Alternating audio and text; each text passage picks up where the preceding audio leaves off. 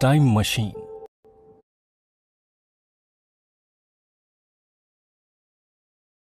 तो चलिए कहानी को आगे बढ़ाते हैं। जब मैंने अपनी आंखें खोली तो मैं हैरान था।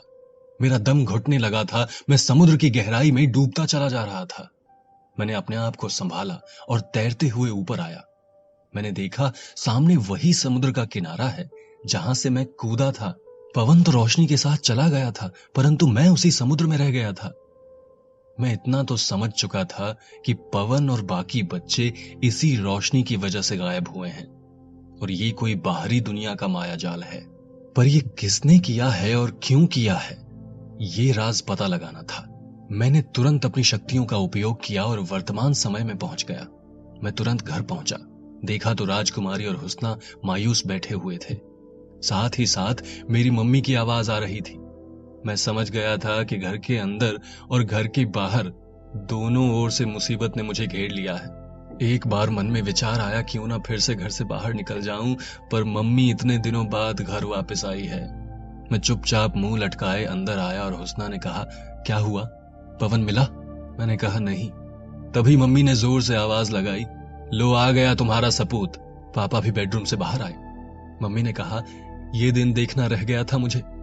पढ़ा लिखा कर शिक्षक बनाया, सभी बुराइयों से दूर रखा और तूने 1 महीने के अंदर बिना बताए शादी कर ली, वो भी 2-2 शादियां।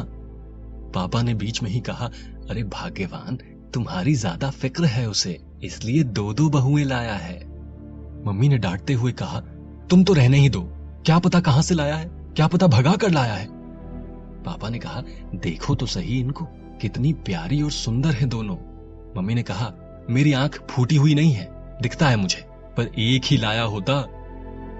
मैंने कहा, मम्मी दोनों मुझसे प्यार करती हैं और हालात ऐसे थे कि मैंने दोनों से शादी कर ली।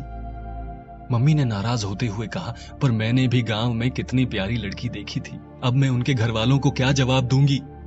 मैंने कहा, मम्मी अब ये नाराजगी छोड़ो, मुझे कुछ अलग चिंता लगी हुई है। हुस्ना का भाई खो गया है। मम्मी ने कहा, तो चल पुलिस स्टेशन, वहां रिपोर्ट लिखा दे। मैंने टीवी चालू करके दिखाया। समाचार में चारों तरफ सिर्फ बच्चों के लापता होने की खबर थी। मैंने राजकुमारी से कहा, तुम मेरे साथ यहां आओ। राजकुमारी उठी और बेडरूम में आ गई। मैंने राजकुमारी से कहा, मुझे ये पता चल गया है कि पवन खुद गायब नहीं हुआ है, बल्कि उन बच्चों के पीछे गया उन्हें बचाने के लिए।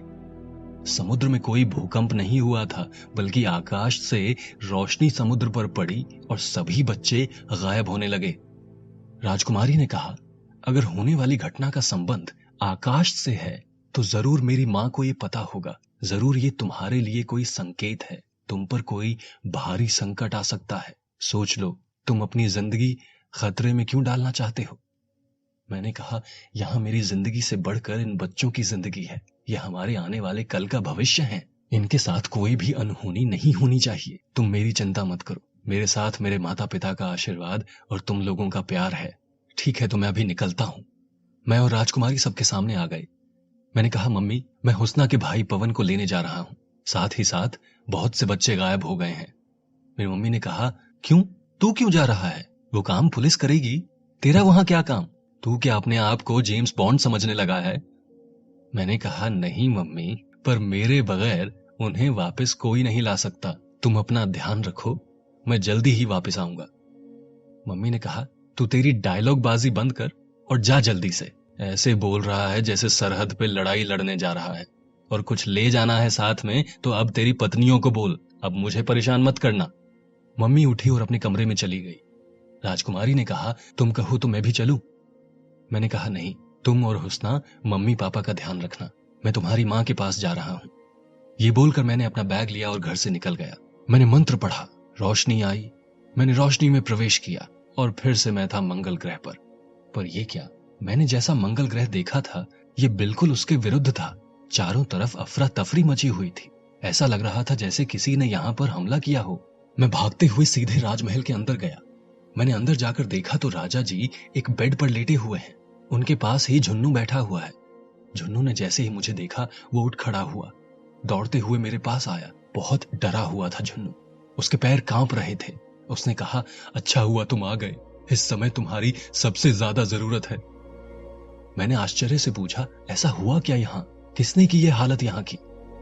झुन्नू ने कहा, यहाँ सब उथल पुथल हो गया। तुम्हारे जाने के कुछ दिन बाद ही यहाँ बहुत ही भयानक जीव आए थे, जिनका शरीर तो इंसानों का था पर सिर अलग प्राणियों का था। उन लोगों ने यहाँ आकर तबाही मचाई और तुम्हारे बारे में पूछ रहे थे। उन्हें तुम्हारी तलाश थी। हमारे राजा और रानी ने उनका डट कर सामना किया, परंतु वो बहुत शक्तिशाली थे। उन्होंने राजा को मूर्छित कर दिया और रानी को उठा ले गए। मैंने कहा, कहाँ ले गए उन्हें?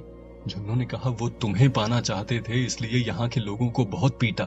पर तुम पहली बार यहाँ आए थे तो एक जहाज के सहारे आए थे, और आते समय तुमने उस जहाज के कैप्टन से झगड़ा किया था। उस कैप्टन ने अपना बदला लेने के लिए उन लोगों को ये बता दिया कि तुम भारत से हो। ये सुनकर मैं समझ गया कि भारत से ही बच्चे क्यों गायब हुए।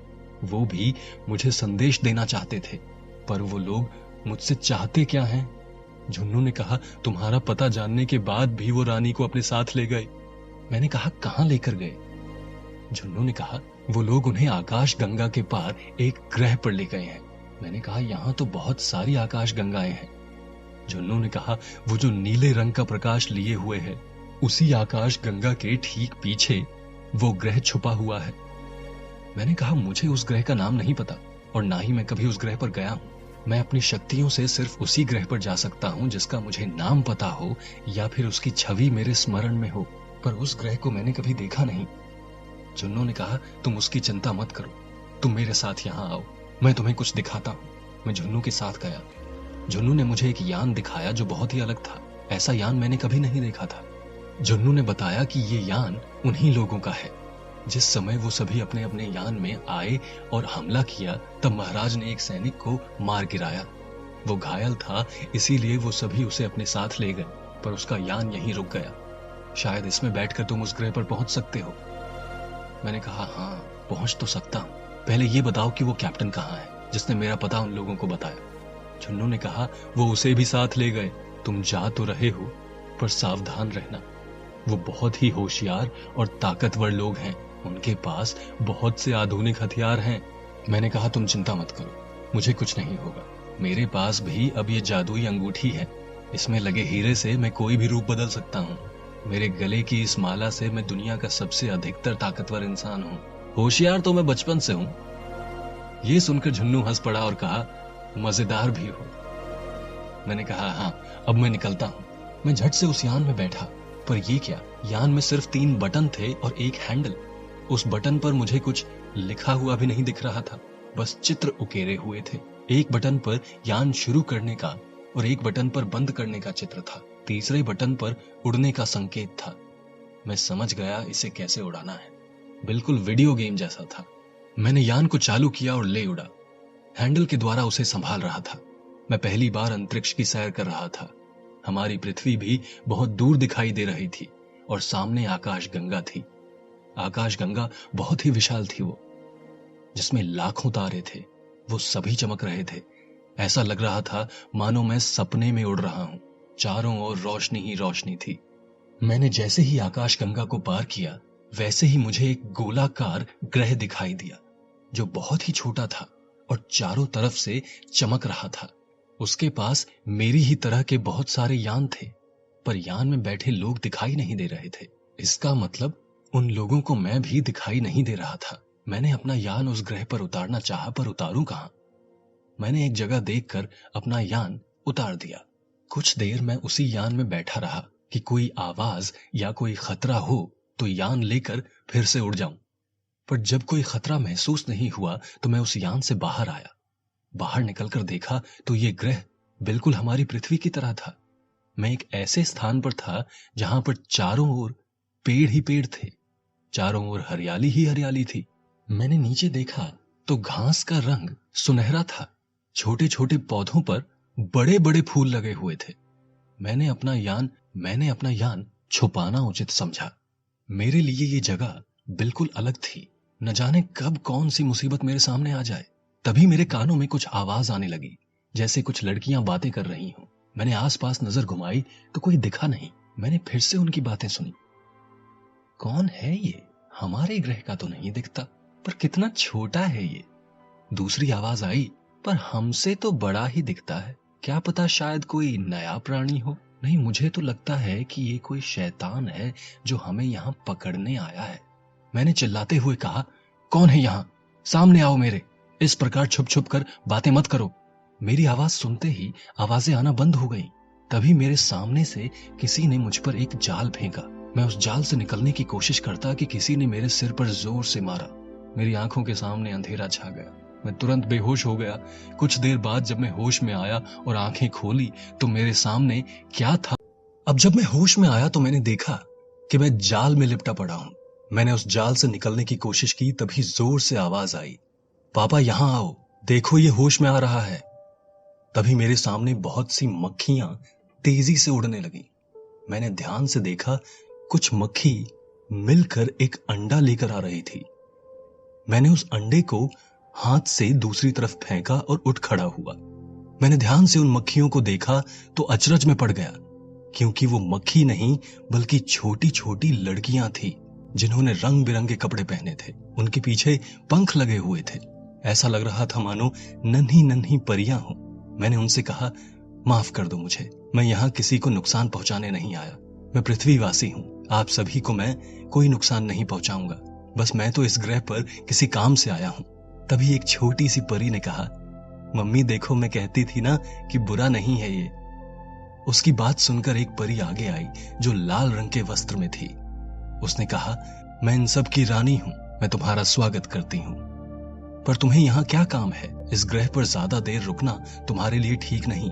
उसी समय दो परियों ने मिलकर मुझ पर कुछ सुगंधित द्रव डाला। उस रानी परी ने कहा, देखो यहाँ पर सिर्फ दो प्रकार के जीव हैं, एक हम हैं और दूसरे बड़े ही खतरनाक लोग हैं।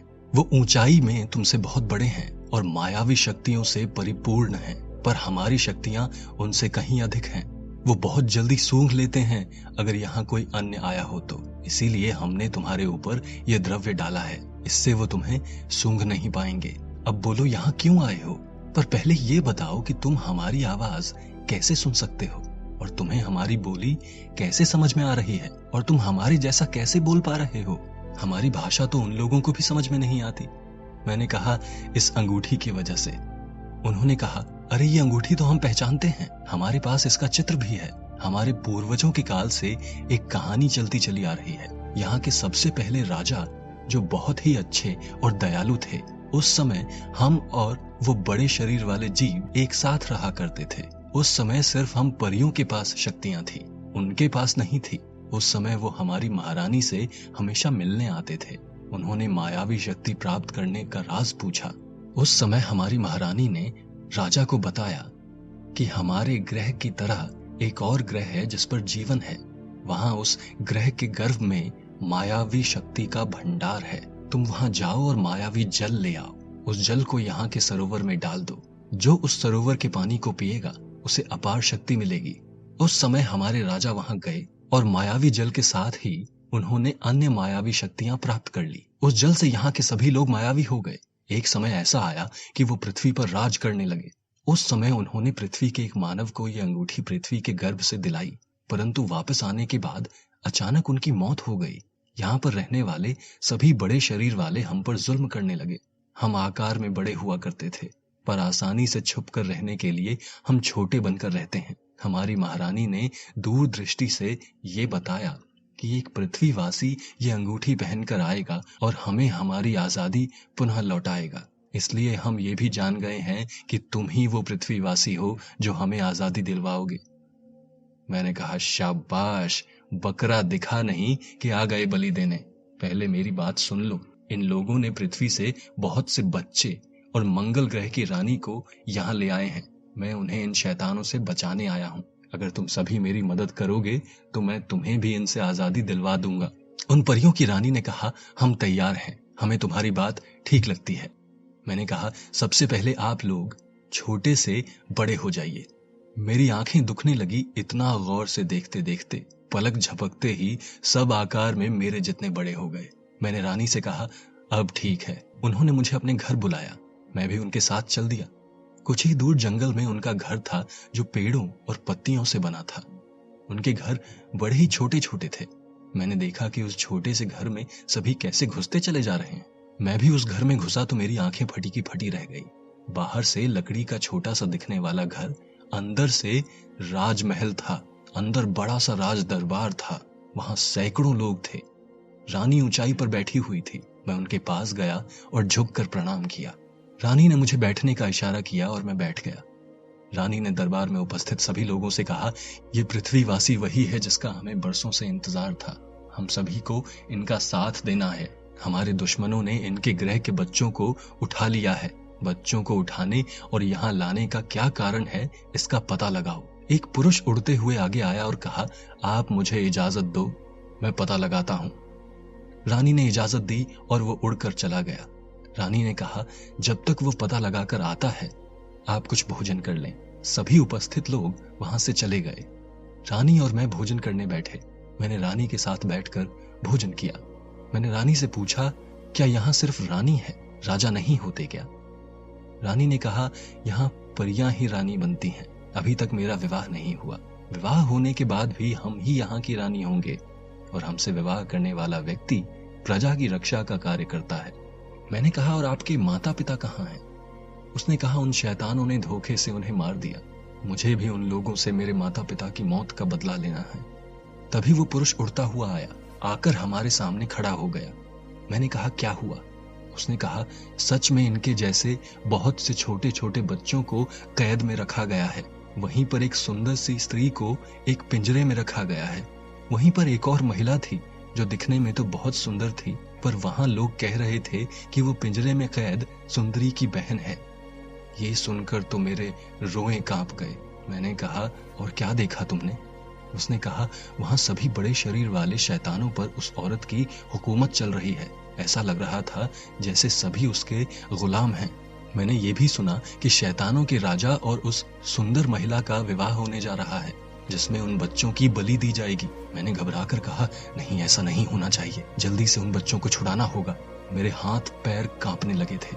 तभी रानी ने मेरे कंधे पर अपना हाथ रखा और कहा, शांत हो जाओ, मन पर काबू रखो, सब ठीक हो जाएगा। उन्होंने तुरंत आदेश किया कि सभी लोगों को बुलाओ। मैंने कहा, आप तो युद्ध चाहती हैं, पर इसमें बच्चों को खतरा हो सकता है। पहले मुझे चुपके से उन बच्चों को सुरक्षित निकालना चाहिए। रानी ने कहा, बोलो क्या योजना है तुम्हारे पास? मैंने कहा, पहले मैं वहां जाऊंगा और उन बच्चों को छुड़ाकर यहां लाऊंगा। उसने कहा, पहरा बहुत सख्त है। मैंने कहा, उनकी कमजोरी क्या है, उन्हें कैसे मारा जा सकता है? रानी ने कहा, वो सभी हमसे बड़े शरीर वाले हैं। उनका शरीर तुम्हारी और हमारी तरह ही है, पर सिर हमारी तरह नहीं है। मैंने कहा, हाँ, पृथ्वी पर पाए जाने वाले जानवरों जैसा है। रानी ने कहा, वही उनकी कमजोरी है। यदि उनके गले पे एक भी चोट आए तो वो सहन नहीं कर पाते हैं। उनके पास जादुई शक्ति है, पर हमसे कम है। पर तुम्हारे पास जितनी शक्ति है उतनी यहाँ किसी के पास नहीं। तुम आसानी से उनसे लड़कर उनका विनाश कर सकते हो। मैंने कहा, उनका विनाश करना क्या ठीक रहेगा? रानी ने कहा, अगर तुम इनका विनाश नहीं करोगे तो एक दिन तुम्हारा ग्रह और हमारा ग्रह खत्म हो जाएगा। मैंने कहा, ठीक है, पहले मैं अकेला जाऊंगा। रानी ने कहा, नहीं, हम भी तुम्हारे साथ चलेंगे, बस मक्खियों के रूप में। तुम उनका ध्यान भटकाना और हम उन बच्चों को ले उड़ेंगे। मैंने कहा, ठीक है। मैंने भी झट से एक मक्खी का रूप ले लिया और उनके साथ उड़ चला। कुछ ही दूरी पर एक बड़ा सा मरुस्थल था। मैंने रानी से कहा, एक तरफ यहाँ ऐसी हरियाली और दूसरी तरफ मरुस्थल क्यों है? रानी ने कहा, ये ऐसे ही स्थान पर रहना पसंद करते हैं। हम हमेशा हरियाली में रहते हैं। इन्होंने कभी खिलता हुआ फूल नहीं देखा होगा, इसलिए इनके अंदर दया और रहम नहीं है। ये बड़े ही खतरनाक हैं। देखो, ये सामने जो टीला है उसके भीतर ही बच्चों को रखा है। अब तुम उनका ध्यान भटकाओ और हम अंदर जाते हैं। मैंने कहा, ठीक है। मैं जल्दी से अपने असली रूप में आ गया। मैंने सामने से बड़े से चट्टान को अपनी शक्ति से फोड़ दिया, जिससे एक जोरदार धमाका हुआ। देखते ही देखते मेरे सामने बहुत से बड़े शैतान खड़े हो गए। मैं वहां से भागने लगा, वो भी मेरे पीछे भागे। मैं थोड़ा दूर आ गया टीले से। मैंने अपना सरिया निकाला तो वो हंसने लगे। वो मुझसे बहुत बड़े दिख रहे थे। उन्होंने मुझे देखा और कहा, देखो, ये बच्चा हमें इससे मारेगा। मैंने तुरंत अपना आकार बढ़ाना शुरू किया और उनसे भी बड़ा हो गया। जब तक मुझ पे हमला करते या कोई जादू करते, तब तक मैंने उनके गर्दन पर वार करना शुरू कर दिया। मैंने देखा कि सभी परियां बच्चों को लेकर उड़ रही हैं। मुझे लगा अब बच्चे सुरक्षित हैं, पर इनके राजा तक पहुंचना ही होगा। तभी उन्होंने मुझ पर एक प्रकाश से भरा गोला फेंका और मैं वहीं गिर पड़ा और मैं अपने पूर्व आकार में आ गया। तभी मेरी नजर आकाश की ओर पड़ी। मैंने देखा परियों का झुंड आकाश में चक्कर काट रहा है। उन परियों ने आग के गोले बरसाने शुरू किए। मैं भी संभलते हुए उठा कि पवन घोड़े के रूप में तेजी से आया। मैं झट से उस पर बैठ गया। पवन मुझे लेकर उड़ गया। पवन और मैं उसी जगह पहुंचे जहां परियों ने सभी बच्चों को पहुंचाया था। मैं तुरंत पवन से नीचे उतरा और पवन भी बच्चे के रूप में आ गया। मैंने उसे गले लगाया। मैंने पवन से कहा, तू इस तरह क्यों आया? तुझे कुछ हो जाता तो? पवन ने कहा, मुझे तुम पर विश्वास था कि तुम इन बच्चों के लिए जरूर यहाँ आओगे। मैंने सभी बच्चों को और पवन को उस परियों के घर में मैं सभी बच्चों को और पवन को उन परियों के घर में ले गया। तभी तक सभी परियां भी वहां आ गई। परियों ने कहा, हमने बच्चों को तो बचा लिया, पर उनका टीला पूरी तरह से बर्बाद हो गया है। अब वो जल्दी ही आक्रमण करेंगे। पवन ने मुझसे कहा, सावधान हो जाओ, क्योंकि सुल्ताना भी है यहाँ पर। मैंने कहा, सुल्ताना को तो मैं मार चुका हूँ। पवन ने कहा, वो भूतकाल से यहाँ आई है। उसने भी समय का सफर किया है अपनी शक्ति से। उसे अभी तक ये नहीं पता है कि तुमने उसे भविष्य में मार दिया है। पर हाँ, तुम इस समय सुल्ताना को मार नहीं सकते। अगर मारोगे तो भविष्य बदल जाएगा। तुम जानते हो, अगर भविष्य बदला तो तुम्हारे हाथ से राजकुमारी और ये अंगूठी दोनों गायब हो जाएंगे। ये बीता हुआ समय पूरी तरह बदल जाएगा। अब ये तुम्हारे हाथ में है कि क्या करना है। तो चलिए कहानी को आगे बढ़ाते हैं। पवन की बातें सुनकर मैं चिंतित हो गया कि अब क्या करूं। ये मेरे सामने बहुत बड़ी चुनौती आ गई थी। मैंने पवन से कहा, पर सुल्ताना यहां आई क्यों है? पवन ने कहा, मैंने सुल्ताना को शैतानों के राजा से बात करते हुए सुना कि बदर नाम का एक लड़का राजकुमारी को कैद से छुड़ा कर ले गया। वो सिर्फ राजकुमारी को पकड़ना चाहती थी, इसलिए वो मंगल ग्रह पर भी गई थी और उसकी माता को पकड़कर बंदी बना लिया। वो ये जानती है कि तुम मायावी शक्तियों से परिपूर्ण हो, पर ये नहीं जानती कि वो शक्ति तुम्हें अंगूठी से मिली है। वो राजा से विवाह करके इन बच्चों की बलि देना चाहती है, जिससे उसे अपार शक्ति मिलेगी। पर बाद में जब राजा को मारेगी तो उसकी शक्तियां भी उसे मिल जाएंगी। फिर वो तुम्हें पकड़ना चाहेगी। मैंने कहा, पर उसने समय की यात्रा की कैसे? पवन ने कहा, जब तुम राजकुमारी को ले आए तो गुस्से से उसका खून खौल उठा। उसने उसी समय काले पिरामिड में जाकर राजा को बुलाया। शैतानों के राजा वहां पर आए और सिर्फ ये कहा कि उसने राजकुमारी ही नहीं बल्कि उसकी माता और तुम्हारी बहन को भी उस कैद से मुक्त करा दिया है। ये सुनकर उसने भविष्य में आने की मांग की। शैतानों के राजा उसे भविष्य में ले आए। वो अपनी शक्ति से यहां नहीं आई है। मैं समझ गया कि मुझे अब क्या करना है।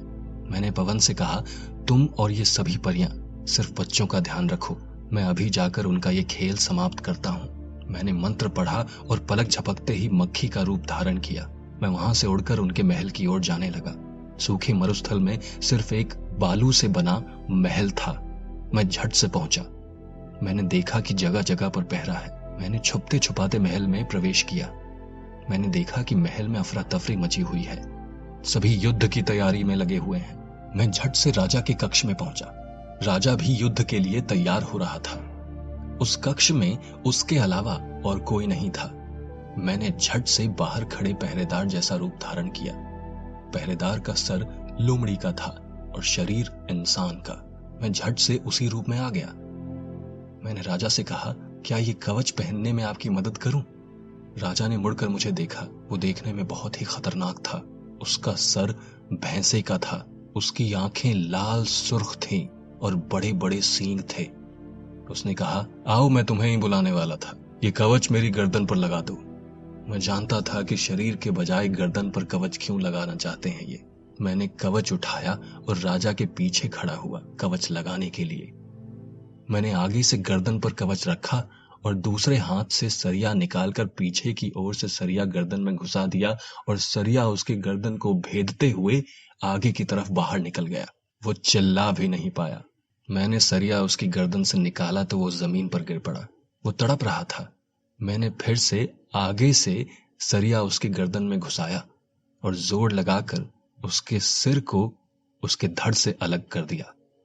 मैंने तुरंत ही उस राजा का रूप धारण कर लिया। मैं धीरे से वहां से बाहर निकला। लोमड़ी के सिर वाले पहरेदार ने झुककर मुझे प्रणाम किया। मैंने उसे कहा, सुल्ताना कहाँ है? उस पहरेदार ने कहा, सुल्ताना अभी युद्ध के लिए तैयार होने अपने कक्ष में गई है। मैंने कहा, ठीक है। मैं वहां से निकला और एक शैतान को लेकर सुनसाने में गया और सरिये से वार करके उसे मार दिया। मैं तो उनके राजा के रूप में था, इसलिए वो आसानी से मेरे बिछाए हुए जाल में फंसने लगे थे। मैंने सभी शैतानों को अलग अलग ले जाकर मार दिया। जितने भी शैतान थे सभी मारे गए। अब कोई नहीं बचा था। सिर्फ बचा था वो लोमड़ी के सिर वाला पहरेदार और वो सुल्ताना। पहरेदार मेरे पास स्वयं आया और कहा, आपने मेरा रूप धारण करके राजा को मारा, ये मैंने देखा था।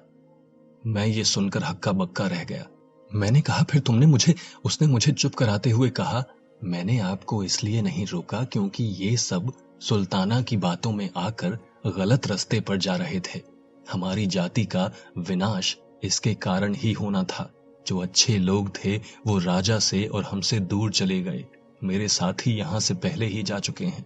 मैं यहाँ से इसलिए नहीं गया था कि मेरे पिताजी पहले यहाँ के राजा थे।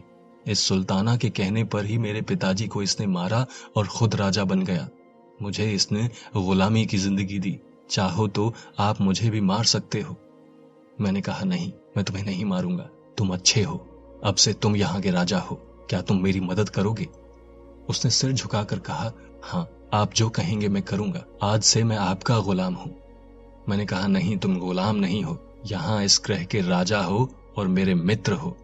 मैंने कहा, तुम जाओ और अपने सभी साथियों को लेकर आओ जो अच्छे लोग हैं और सुखी से रहें। उसने कहा, मुझे जाने की जरूरत नहीं है। हम सांकेतिक भाषा का प्रयोग करते हैं। उसने अपने हाथ में पहने हुए कंगन को रगड़ना शुरू किया। कुछ ही समय में कुछ अच्छे लोग वहां आ गए। वो सभी बड़े आकार के थे। सिर भले जानवर का था पर दिल साफ था, इसलिए उन्हें शैतान कहना गलत था। मैंने उनसे कहा, क्या तुम्हारे पास समय चक्र की यात्रा करने की शक्ति है? उसने कहा, नहीं, ये शक्ति सिर्फ मेरे पिताजी और इस राजा के पास थी, पर हम लोगों में किसी के पास ये शक्ति नहीं है। अगर आप कहो तो हम सुल्ताना को मारने में आपकी मदद कर सकते हैं।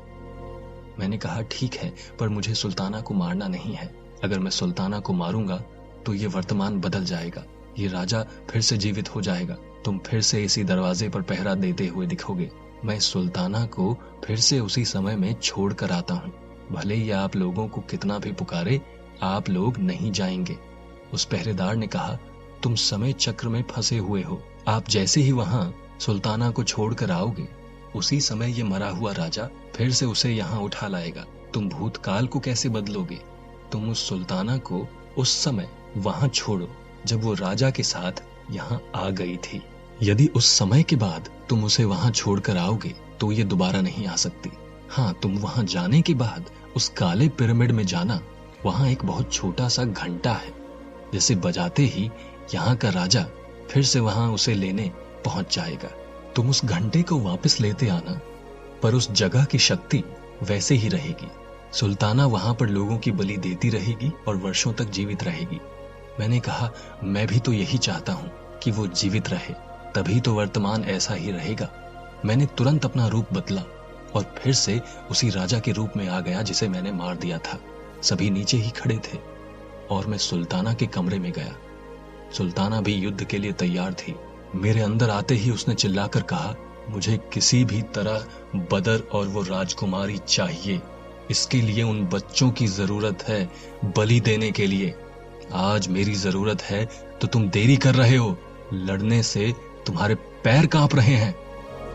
मैंने कहा, क्या तुम मुझे कायर समझती हो? क्या मैं लड़ नहीं सकता? अरे मैं तो तुम्हारे लिए कोई भी लड़ाई लड़ लूंगा। बस डरता हूं तो तुम्हारे हुस्न से। पैर कांपते हैं तुम्हारे गुस्से को देखकर। बस तुम मेरा साथ दो और मेरे हाथों में अपना हाथ दो। सुल्ताना ने हंसते हुए मेरे हाथों में अपना हाथ दिया और कहा, ये आज इंसानों जैसी हरकतें क्यों कर रहे हो? मैंने बिना कुछ कहे मंत्र पढ़ा और उसे उसी समय में ले गया जब सुल्ताना को लेकर राजा उस ग्रह पर गया था। जैसे राजा भूतकाल में सुल्ताना को लेकर गया और उसके बाद मैं उसे लेके गया, वो मेरी ओर घूर घूर के देख रही थी। मैंने बस उसे एक झापड़ मारा और वो बेहोश हो गई। मैंने उस पिरामिड से वो छोटा सा घंटा उठा लिया। तुरंत ही मैंने मंत्र पढ़ा और वर्तमान में उसी कमरे में आ गया। मैं कमरे से बाहर आया। सभी मुझे ध्यान से सिर्फ देख रहे थे। मैं जैसे ही अपने असली रूप में आया, सब खुशी से उछल पड़े। मैंने तुरंत जाकर राजकुमारी की माता को कैद से निकाला। मैंने नए राजा को उसके पद पर बिठाया और कहा, परियों के साथ मिलकर रहो, तभी तुम्हारा ग्रह सुरक्षित रहेगा और आगे बढ़ेगा। तुम्हारे पास ताकत है और बुद्धि भी। उन परियों के पास जादुई शक्ति है, साथ मिलकर रहो। मैंने तुरंत ही राजकुमारी की माता का हाथ पकड़ा और मंत्र पढ़ा। तुरंत ही पलक झपकते हम मंगल ग्रह पर पहुंच गए। उन्हें वहां के राजा जी के पास छोड़कर वापस उसी ग्रह पर आया। मैं परियों के पास जाकर उनसे मदद के लिए शुक्रिया कहा। सभी ने मुझे भी शुक्रिया कहा। परियों की रानी धीरे धीरे चलते हुए मेरे पास आई। उन्होंने कहा, चाहो तो तुम यहाँ कुछ दिन रह सकते हो। मैंने कहा, नहीं, इन बच्चों के माता पिता बहुत बुरे हाल में हैं। मुझे पहले इन बच्चों को उनके घर पहुंचाना है। परियों की रानी ने कहा, सही इंसान के लिए हम सही तोहफा लाए हैं। मैंने थाली में देखा तो एक सोने का कड़ा था। मैंने उस कड़े को हाथ में लिया और कहा, इसकी क्या जरूरत थी। परियों की रानी ने कहा, ये कड़ा पहन लो। ये कड़ा कोई साधारण कड़ा नहीं है। इसे पहनकर हाथ से रगड़ने पर व्यक्ति दिखाई नहीं देता, पर रहता वही है। मैंने खुशी से तुरंत उसे पहन लिया और सभी हंसने लगे। मैंने सभी बच्चों को साथ लिया। मैंने कहा, इनकी वजह से धरती पर सभी को यहाँ पर घटित घटना मालूम हो जाएगी। ये लड़का तो मेरे बिल्डिंग में ही रहता है, मेरे मम्मी पापा को भी पता चल जाएगा। परियों की रानी ने कहा, मैंने इन सभी के खाने में ऐसा रस मिला दिया था जो यहाँ से इनके बाहर जाते ही स्मृति भुला देगा। धरती पर पहुंचते ही इन्हें लगेगा कि वो निद्रा से जागे हैं। पर यहाँ इतना बड़ा यान नहीं है कि सभी को बैठाकर ले जाओ। मैंने सभी को एक दूसरे का हाथ पकड़ने के लिए कहा और मंत्र पढ़ते ही हम सभी पृथ्वी पर उस समुद्र के किनारे आ गए। सभी बच्चे एक दूसरे को देखकर हैरान थे, जैसे कि वो एक दूसरे को जानते ही नहीं। मैंने तुरंत पुलिस स्टेशन को फोन किया और बच्चों के वहां पर होने की खबर दी। पवन भी वहां की यादें वहीं छोड़ आया था। मैंने उसका हाथ पकड़ा और घर की ओर चल दिया। जैसे ही अपनी बिल्डिंग के पास पहुंचा तो देखा बिल्डिंग के बाहर बहुत भीड़ थी। मुझे लगा किसी के घर में कुछ हुआ तो नहीं है, चलकर देखते हैं। दूसरी मंजिल पर पहुंचा तो मेरे घर से भी झगड़े की आवाज आ रही थी। मैंने झांक कर देखा तो चलिए कहानी को आगे बढ़ाते हैं। जब मैंने देखा कि मेरे घर के आगे भीड़ जमा है, मैं और पवन भीड़ को चीरते हुए जैसे तैसे अपने घर में पहुंचे। मैंने देखा मेरी मम्मी रोते हुए चली जा रही थी। हुस्ना डॉक्टर को फोन लगा रही थी। मेरे पापा बिस्तर पर पड़े हुए थे तथा राजकुमारी मेरे पापा के हाथ पैर घिस रही थी। मुझे कुछ समझ में नहीं आ रहा था। मैंने भीड़ को बाहर किया और दरवाजा झट से बंद किया। मैंने कहा, क्या हुआ मम्मी पापा को? हुस्ना ने मुझे कहा, अचानक तबीयत खराब हो गई। ना कुछ बोल रहे हैं, ना ही हिल रहे हैं, बस आंखें खुली हुई हैं। मैंने कहा, सारी मुसीबत मेरी सर पर ही क्यों आती है? चलो जल्दी हॉस्पिटल लेके। मैंने दरवाजा खोला कि डॉक्टर आ गए। वो अंदर आते ही कहे, क्या हुआ इन्हें? राजकुमारी ने कहा, सब कुछ ठीक चल रहा है इनका, पर दिमाग कहीं खोया हुआ है। ऐसा लग रहा है किसी ने अपने काबू में कर रखा है। डॉक्टर ने कहा, तुम कौन हो? मैंने कहा, डॉक्टर ये मेरी पत्नी है। डॉक्टर ने पापा को चेक किया, फिर थोड़ा गंभीर स्वर में कहा, इन्हें हॉस्पिटल में भर्ती कराना होगा। इनका बीपी नॉर्मल है, सांसें बराबर चालू हैं, पर दिमाग का शरीर पर कंट्रोल नहीं है। तुम्हारी बीवी ने सही कहा कि दिमाग ब्लॉक हो चुका है। अब ये कौन है? मैंने कहा, ये भी मेरी पत्नी है। डॉक्टर ने कहा, पर तुमने तो कहा कि ये वाली तुम्हारी पत्नी है। मैंने कहा, दोनों मेरी पत्नियां हैं। हो सके तो मेरे पापा को पहले हॉस्पिटल ले जाओ और इलाज शुरू करो। मम्मी और हुस्ना दोनों पापा के साथ हॉस्पिटल में गए। मैंने राजकुमारी से कहा, क्या हुआ और कैसे हुआ? राजकुमारी ने कहा, पता नहीं मुझे। वो लगभग 4 घंटे से एक ही जगह पर बैठकर मोबाइल चला रहे थे। मैंने कहा, क्या मोबाइल चलाने से ऐसा हो सकता है? तुम लोग क्या कर रहे थे उस समय? राजकुमारी ने कहा, हम लोग टीवी देख रहे थे। समाचार में बताया जा रहा था कि गायब हुए बच्चे वापस मिल गए हैं। मैंने ये खबर पापा को दी, पर पापा बिना कुछ बोले जमीन पर गिर पड़े। मैंने टीवी की तरफ देखा तो समाचार चालू ही था। मैं उसे बंद करने जा ही रहा था कि अचानक एक खबर आने लगी, मोबाइल गेम खेलते हुए 20 लोग गए कोमा में। मैं वहीं रुक गया। मैंने ध्यान से उस समाचार को देखना चाहा। उस समाचार में बताया जा रहा था कि कुल 6 बच्चे, 11 नौजवान और 3 बुजुर्ग गेम खेलते हुए कोमा में चले गए। देश में इस गेम को खेलने के लिए पाबंदी लगाई जा रही है, पर यह गेम बंद करने में कंपनी असमर्थ है। गेम पर कंपनी ने खोया नियंत्रण। गेम को बंद नहीं किया जा सकता। गेम को किया किसी ने हैक। गेम खेलने वालों पर आई बड़ी समस्या। राजकुमारी ने मेरी ओर देखा और मैंने राजकुमारी को देखा। राजकुमारी ने तुरंत पापा का मोबाइल लाकर मुझे दिया। मैंने देखा मोबाइल में गेम अभी भी चालू है। मैंने देखा गेम ऑनलाइन खेला जा रहा है और मेरे पापा 5वें लेवल पर कैद थे। उस गेम में कई लोग अलग अलग जगह और अलग अलग लेवल पर कैद थे। गेम ऑनलाइन था, इसलिए साफ दिखाई दे रहा था।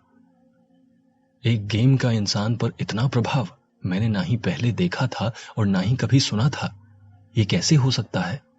राजकुमारी ने कहा, यह गेम सिर्फ गेम नहीं बल्कि इस पर कोई जादुई प्रभाव दिखाई दे रहा है। अगर ऐसा ही रहा तो जो लोग इस गेम को खेलेंगे वो इसमें फंस जाएंगे। इस गेम का असर पूरी दुनिया के बच्चों और नौजवानों पर होगा। जरूर कोई है जो इंसानी दिमाग का नियंत्रण करके कुछ गलत करना चाहता है। राजकुमारी ने कहा, हम पहले इस गेम के कंपनी के मालिक के पास चलते हैं। जरूर वहीं जाकर हमें इस गेम की सही जानकारी मिलेगी। मैंने कहा, पर पिताजी। राजकुमारी ने कहा, उनका ध्यान रखने के लिए हम लोग हैं। पापा को ठीक करने के लिए पहले तुम्हें उस गेम से पापा को आजाद कराना पड़ेगा। तुम जाओ और उस गेम पर किसका कंट्रोल है पता लगाओ, उसकी धुलाई करो और गेम से सभी को मुक्त कराओ। मैंने कहा, ठीक है, पर यदि मुझे कोई समस्या हुई तो? राजकुमारी ने कहा, तुम चाहो तो मुझे अपने दिमाग के संपर्क में रख सकते हो, क्योंकि मैं अब तुम्हारी पत्नी हूं और हम दोनों के पास ही शक्ति है। हम एक दूसरे को दिमाग के जरिए संपर्क में रख सकते हैं। मैंने राजकुमारी को गले से लगाया और वहां से निकल पड़ा। मैंने सबसे पहले उस गेम का नाम अपने मोबाइल के इंटरनेट पर डाला। उस गेम का नाम था एडवेंचर ऑफ लाइफ। ये गेम चाइना के किसी 3rd क्लास कंपनी ने बनाया था, इसलिए उसे आसानी से हैक कर लिया गया था। मैंने उस गेम के कंपनी का पता लगाया तो पता चला कि भारत के मुंबई शहर में भी उसका एक कार्यालय है। मैं झट से उसी ओर चल पड़ा। मैं जैसे ही वहां पहुंचा तो काफी भीड़ लगी हुई थी। लोग उस कार्यालय पर पत्थरों की बारिश कर रहे थे और अपना गुस्सा निकाल रहे थे। मैंने झट से परियों का दिया हुआ कड़ा घिसा, जिससे मैं गायब हो गया। मैं सभी को देख सकता था, पर वो मुझे नहीं देख सकते थे। मैं झट से सबसे बचते हुए उस कार्यालय में पहुंचा। देखा तो कार्यालय में चारों तरफ अफरा तफरी मची हुई थी। सभी के सभी गेम को लेकर हैरान थे। वहां पर बैठे धुरंधर और इंजीनियर गेम को ठीक कैसे करें उसकी चर्चा कर रहे थे। मैं वहीं खड़े होकर सुन रहा था, पर वो मुझे देख नहीं सकते थे। एक गेम के धुरंधर ने कहा, मैं गेम को खेलकर उन्हें छुड़ाने की कोशिश करता हूं। सभी तैयार हो गए। उसे वहां एक कुर्सी पर बिठाकर एक उपकरण उस पर लगाया गया और एक चश्मा उसे लगाया और गेम शुरू किया गया। सामने के लगे मॉनिटर पर वो दिखाई दे रहा था किस प्रकार उसने गेम के 3 लेवल पार किए और चौथे पर आते ही वो फंस गया। ऐसे ही करीब करीब 3 धुरंधर कोशिश किए, पर तीनों ही फंस गए। मैंने गेम की डिटेल की पुस्तक वहां से उठा ली और उनमें से एक उपकरण भी उठा लिया। उसे लेकर मैं उस कार्यालय से बाहर निकला। जल्दी से अपने घर लौटा तो देखा दरवाजे पर ताला लगा हुआ था। मैंने तुरंत ही अपने दिमाग पर जोर देकर राजकुमारी से संपर्क किया। मैंने राजकुमारी से पूछा कि वो कहाँ है। उसने कहा कि मैं अभी अस्पताल से घर आ रही हूँ। मैंने कहा, मैं घर के बाहर हूँ, जल्दी आओ। राजकुमारी जल्दी से आई। मैं तुरंत घर के अंदर गया। मैंने राजकुमारी को उस उपकरण की जानकारी दी। राजकुमारी और मैंने उस गेम की डिटेल पढ़ी। राजकुमारी ने कहा, 4था लेवल बहुत कठिन है और वहीं पर सब कैद हैं, पर तुम्हारे पिताजी तो 5वें लेवल पर कैद हैं। राजकुमारी ने कहा, तुम अगर 7वें लेवल पर जाओगे तो शायद उस दिमाग पर काबू करने वाले जादू को तोड़ सकते हो। शायद ये भी मालूम पड़ जाए कि इसके पीछे किसका हाथ है। मैंने तुरंत ही अपनी टीवी से इस उपकरण को जोड़ा। मैंने राजकुमारी से पूछा कि क्या मेरी जादुई शक्ति इस गेम में काम करेगी। राजकुमारी ने कहा, अंगूठी, कड़ा और ये हार तुम्हारे शरीर से जुड़ा हुआ है। शरीर तुम्हारे मन और दिमाग के कंट्रोल में है। अगर तुम चाहो तो अपनी शक्तियों का उपयोग कर सकते हो, पर यह कड़ा तुम्हारे काम नहीं आएगा। क्योंकि ये सिर्फ शरीर को गायब करता है और तुम्हारा शरीर यहां है। अगर शरीर गायब भी हुआ तो गेम में तुम्हें इसका कोई लाभ नहीं होगा। मैंने गेम चालू किया। तो आइए कहानी को आगे बढ़ाते हैं। अपने दिल को थामे हुए और डर डर के मैं उस गेम को खेल रहा था। राजकुमारी मुझे देखकर हंस रही थी। मैंने कहा, हंसो मत, क्या पता इस गेम में क्या है, कौन सी मुसीबत है इस गेम में, क्या पता कितने लोग इस गेम में फंसे हुए हैं जो कि गेम खेलने में धुरंधर हैं, पता नहीं मेरे साथ क्या होगा। राजकुमारी ने कहा, तुम जाओ तो सही गेम के अंदर, चिंता मत करो, तुम बहुत होशियार हो। मैंने कहा, तुम मुझे होशियार कहती हो और मेरी मम्मी तो मुझे पगला कहकर बुलाती है। राजकुमारी ने कहा, तुम सब ठीक कर दोगे। मैंने कहा, मम्मी तो कहती है कि मैं जहां जाता हूं बने हुए काम बिगाड़ देता हूं। राजकुमारी ने कहा, अब अपना मुंह बंद करो और जाओ, जाके इस गेम का सत्यानाश करो। राजकुमारी ने झट से गेम का बटन दबा दिया। मेरी आंखों के सामने अंधेरा छा गया। ऐसा लगा जैसे मैं बादलों के भंवर में गिरता चला जा रहा हूं। मैंने डर कर आंखें बंद कर ली। अचानक ऐसा प्रतीत हुआ कि मैं गिरा नहीं बल्कि जमीन पर खड़ा हूं। ये क्या, मैं यहाँ अकेला नहीं हूं, बल्कि मेरे साथ बहुत से और लोग खड़े हैं।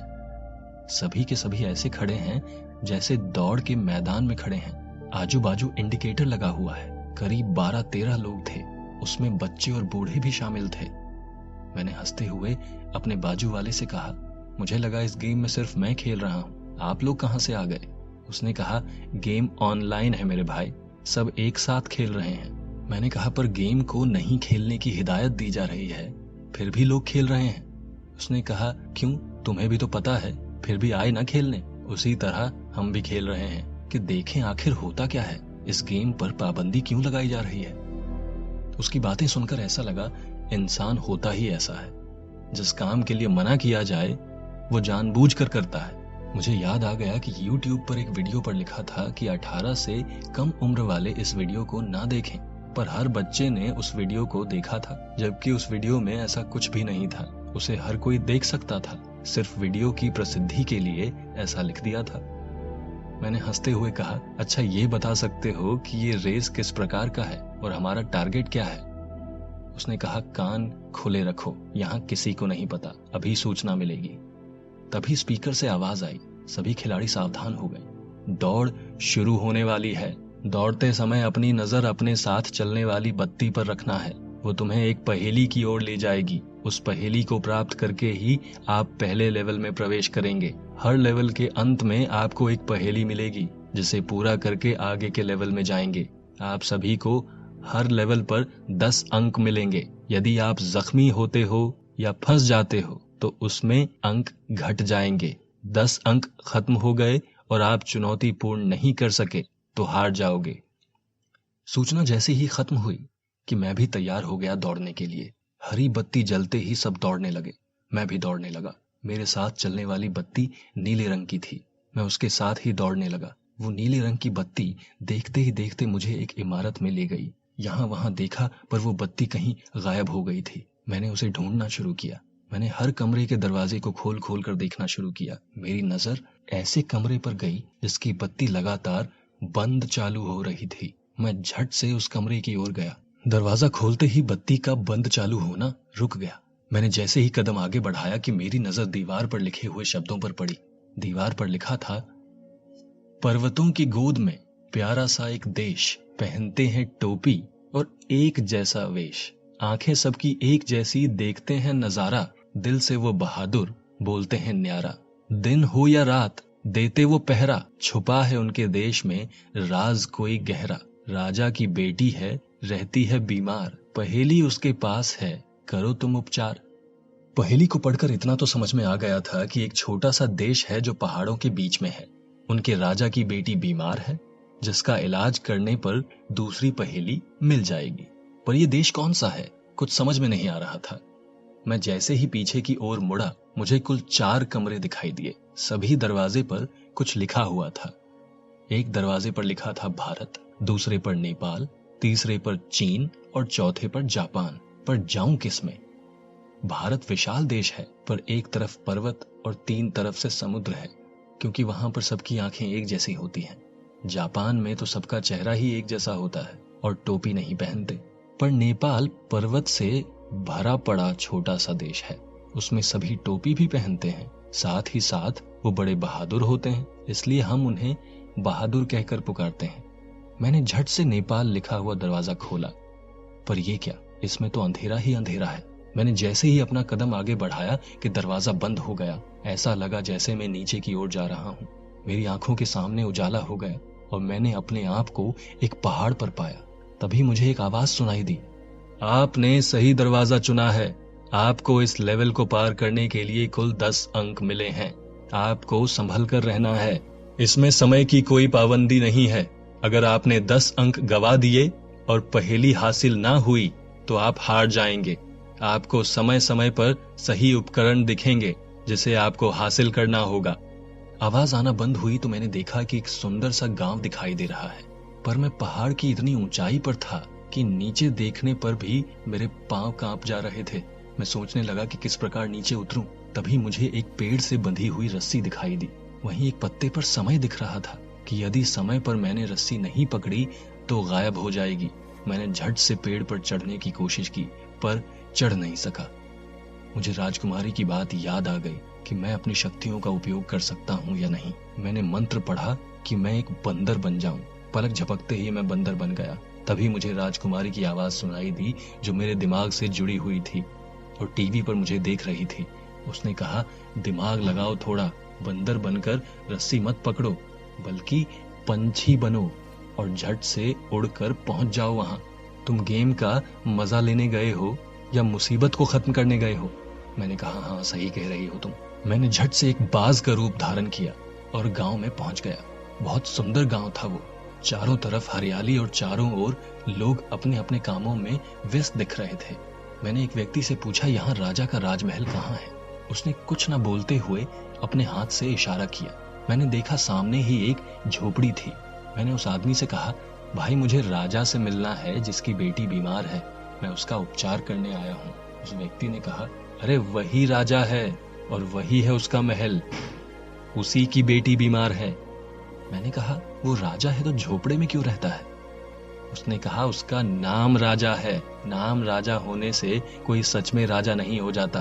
तुमसे पहले भी बहुत से लोग आए और अभी भी यहाँ राजमहल ढूंढ रहे हैं, जाओ तुम भी ढूंढो। मैंने कहा, नहीं, मुझे इसी राजा से मिलना है। ये बोलकर मैं झोपड़ी में गया। मैंने झोपड़ी के अंदर देखा तो सामने ही एक चारपाई पर एक सुंदर सी लड़की आंखें बंद किए हुए लेटी हुई थी।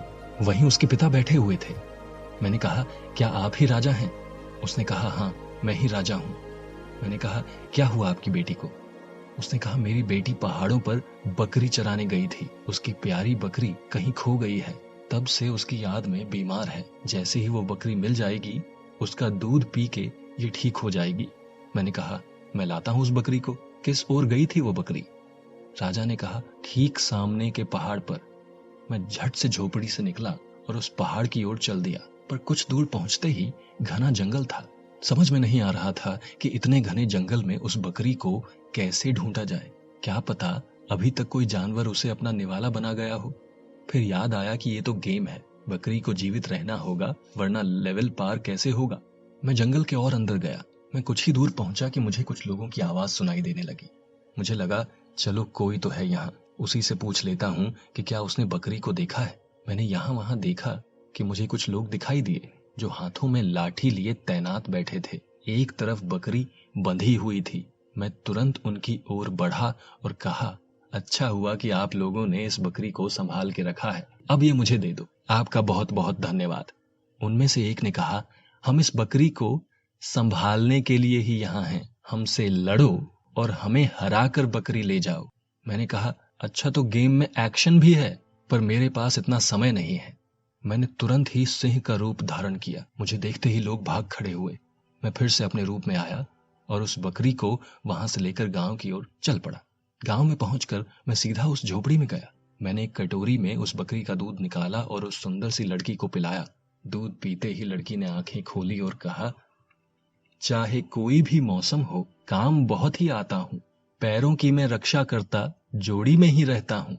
एक अकेला बैठा हूं मैं, मेरे साथी को खोजो तुम। हमें पहनकर आगे चलो, नई पहेली बूझो तुम। मैंने राजा से पूछा, पहेली का अर्थ क्या है? राजा ने कहा, यह पहेली मेरे लिए नहीं, तुम्हारे लिए है। मैं सिर्फ इतना बता सकता हूं कि ये रहा वो दरवाजा जहां से तुम्हें आगे जाना है। मैंने उस दरवाजे को खोला और पीछे मुड़कर देखा तो बकरी फिर से गायब थी। वो सुंदर लड़की फिर से बीमार की तरह पड़ी हुई थी और राजा सिर पर हाथ धरे बैठा था।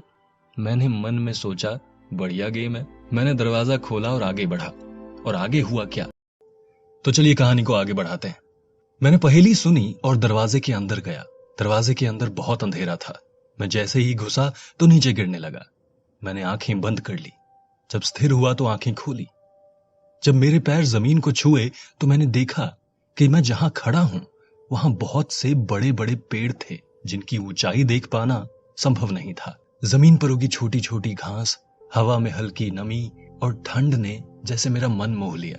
मुझे पहेली का अर्थ तो पता है, पर उस जूते को ढूंढने जाऊं कहां? चारों ओर नजर घुमाई तो कोई खड़ा दिखाई नहीं दिया। मैं आगे बढ़ा तो एक पेड़ के नीचे एक जवान उम्र का लड़का बैठा हुआ था जो कि कुछ बड़बड़ा रहा था। ऐसा लगा जैसे कोई मनोरोगी हो। मैं थोड़ा सा और आगे बढ़ा तो देखा चारों ओर हर पेड़ के नीचे बहुत से लड़के लड़कियां बैठे हुए हैं। सभी के सभी वहीं बैठे हुए कुछ न कुछ बड़बड़ा रहे हैं। इन सबकी ये हालत हुई कैसे? मेरा मन किया कि मैं भी एक पेड़ के नीचे बैठ जाऊं। मैं बैठने जा ही रहा था कि मेरे कानों में राजकुमारी की आवाज गूंजने लगी। राजकुमारी ने कहा, बैठना नहीं, वरना तुम भी इनकी तरह बैठे रह जाओगे। इस पेड़ की छाया में लोग भ्रमित हो जाते हैं। तुम जल्दी से निकलो। मैं तुरंत ही वहां से भागकर बाहर निकला तो देखा सामने एक बड़ा सा पत्थर था जिसके ऊपर एक जूता रखा हुआ था। मैं भागकर वहां पहुंचा तो देखा एक काला सा जूता रखा हुआ है। देखने में सामान्य जूता था पर एक ही पैर का था। मैं समझ गया कि अब इसकी जोड़ी का जूता ढूंढना है मुझे, पर कोई संकेत नहीं, कोई सूचना नहीं। अब एक पैर का जूता यहाँ है और दूसरे पैर का जूता कहां से ढूंढूं? मैंने यहां वहां नजर घुमाई पर कुछ दिखा नहीं। सामने वही भ्रमित करने वाला जंगल था। मुझे समझ में आ गया था कि मुझे क्या करना है। मैंने झट से कुत्ते का रूप धारण किया और उस जूते को सूंघने लगा और उस जंगल की ओर बढ़ा। मैं सूंघते सूंघते ऐसी जगह पहुंचा जहां सामने आईना लगा हुआ था। मैं अपने रूप में आया। मैंने देखा दोनों तरफ एक एक इंसान खड़े हैं। उन दोनों के पैरों में एक एक जूता था। दोनों के दोनों जूते एक जैसे थे। मैंने देखा आईने पर कुछ लिखा है। मैंने उसे ध्यान से पढ़ा। उस पर लिखा था, इन दोनों में से एक असली इंसान है और दूसरा उसकी परछाई है। बिना हाथ लगाए असली इंसान की पहचान करो और जूता ले जाओ। अगर गलती हुई तो सीधे 10 अंक कट जाएंगे और आपके साथ वही होगा जो इनके साथ हुआ। मैंने पीछे मुड़कर देखा तो बहुत से लोग वहां फंसे हुए थे। मैं कुछ देर तक उन दोनों को निहारता रहा पर कुछ समझ नहीं सका कि इसमें असली इंसान कौन सा है और परछाई कौन सी है। कुत्ता बनकर सूंघने के लिए पास जाना पड़ेगा। मैंने झट से चमगादड़ का रूप धारण किया, एक ओर मुड़ा और अल्ट्रासाउंड छोड़ा और वो ध्वनि सीधे मेरे कानों तक पहुंच गई। पर जब दूसरी ओर मैंने अल्ट्रासाउंड छोड़ा तो वो वापस नहीं आई। मैं समझ गया कि दूसरी तरफ का इंसान परछाई है। मैं झट से अपने रूप में आया और असली इंसान के पैर से जूता निकालकर उस ओर दौड़ा जहां पहला जूता था। मैंने दोनों जूतों को पहन लिया। ये पहेली भी पूरी हो गई। जूते पहनने पर मैं जंप कर सकता था। मैंने आसमान की ओर देखा तो एक बादल के टुकड़े पर पहेली लिखी हुई थी, मैं बना हूं सोने का, हीरा मेरी शोभा है। जिसके सर पर बैठूं मैं वो कहलाए राजा। राजा मेरा उदास है, प्रजा भी निराश है। मुझे उस शैतान से छुड़ाओ, राजा के सिर पर मुझे बिठाओ और नई पहेली लेकर जाओ। मैंने पहेली पढ़ी और जूते पर दबाव बढ़ाया कि जूता मुझे ऊपर की ओर ले उड़ा।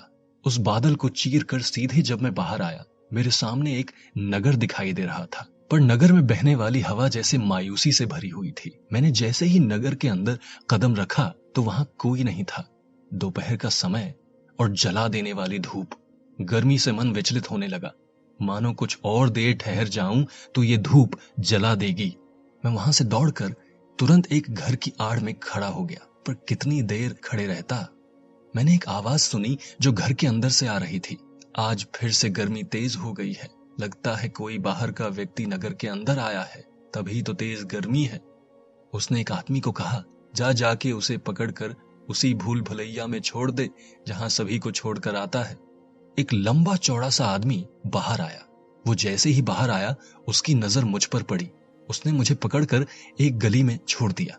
वहां उसने कहा, यहीं से आगे जाना है और बाहर निकलोगे तो राजमहल है, पर ध्यान रखना कि दीवार को जितनी बार छुओगे उतना अंक कम हो जाएगा। उसने गेट पर ताला लगा दिया और मैं अंदर की ओर चल पड़ा। कुछ दूर पहुंचने पर 4 रास्ते थे। मैंने एक रास्ता पकड़ा और आगे गया, पर उस रास्ते ने मुझे वहीं पहुंचा दिया जहां से मैंने शुरुआत की थी। मेरा एक अंक कट गया। तभी मैंने एक जोर की उड़ी मारी, पर राजमहल दिखाई नहीं पड़ा। तभी राजकुमारी की आवाज आई। उसने कहा, मुझे मॉनिटर पर राजमहल दिख रहा है, मैं रास्ता बताती हूँ, तुम सिर्फ चलते जाओ। ये भूल भुलैया वाला रास्ता है जिसे मैंने हल कर लिया है। राजकुमारी रास्ता बताते गई और मैं चलता गया। राजकुमारी की मदद से मैं उस भूल भुलैया से बाहर आ गया। मेरी नजर राजमहल पर पड़ गई। पर यह क्या? ये तो एक किला था जो पत्थरों से बना हुआ था। किले के पत्थर रंग बिरंगे थे। किले के अंदर जैसे रंग बिरंगी लाइट चमक रही थी। मैंने अंदर कदम रखा और आगे आगे बढ़ने लगा। पहेली का अर्थ था, राजा के सिर का वो ताज जो सोने का है और हीरे लगे हुए हैं, जो कि शैतानों के पास है और उसे छुड़ाकर लाना है। मेरे दिमाग में वही पहेली घूम रही थी और मैं अंदर चलता चला जा रहा था। मेरे सामने एक बड़ा सा भवन था जिसके अंदर सिर्फ एक सिंहासन था। ठीक सिंहासन के नीचे एक व्यक्ति बैठा रो रहा था। उसके कपड़े तो राजा के समान थे, पर वो नीचे क्यों बैठा है? मैंने उससे पूछा, क्यों रो रहे हो? राजा ने मेरी ओर देखा और कहा, मेरे सभी के सभी सैनिक और प्रजा शैतान के पास बंदी है। मैं यहाँ अकेला बैठा अपनी किस्मत पर रो रहा हूँ। मैंने कहा, कहाँ मिलेगा वो शैतान? उसने कहा, बस यहाँ से सीधा जाओ, सामने ही दरवाजा है। दरवाजे के अंदर जाते ही तुम शैतानों की बस्ती में पहुंच जाओगे। मैंने कहा, मैं वापस कैसे आऊंगा? राजा ने कहा, मेरा ताज मिलते ही तुम यहाँ लौट आओगे। मैंने कहा, ठीक है, और वहां से निकल पड़ा आगे की ओर। जैसे ही मैंने दरवाजा खोला कि एक चीख सुनाई दी। मैं डर कर पीछे हट गया। मेरे रोंगटे खड़े हो गए। पीछे कदम लेने की वजह से मेरा एक अंक और कट गया। अब मेरे पास सिर्फ 8 अंक बचे हुए थे। मैंने अपने कदमों को आगे बढ़ाया और उस अंधेरे कमरे में घुस गया। दरवाजा अपने आप बंद हो गया और आंखों के सामने घनघोर अंधेरा छा गया। अचानक ऐसा लगा कि पैरों को किसी ने जकड़ लिया है।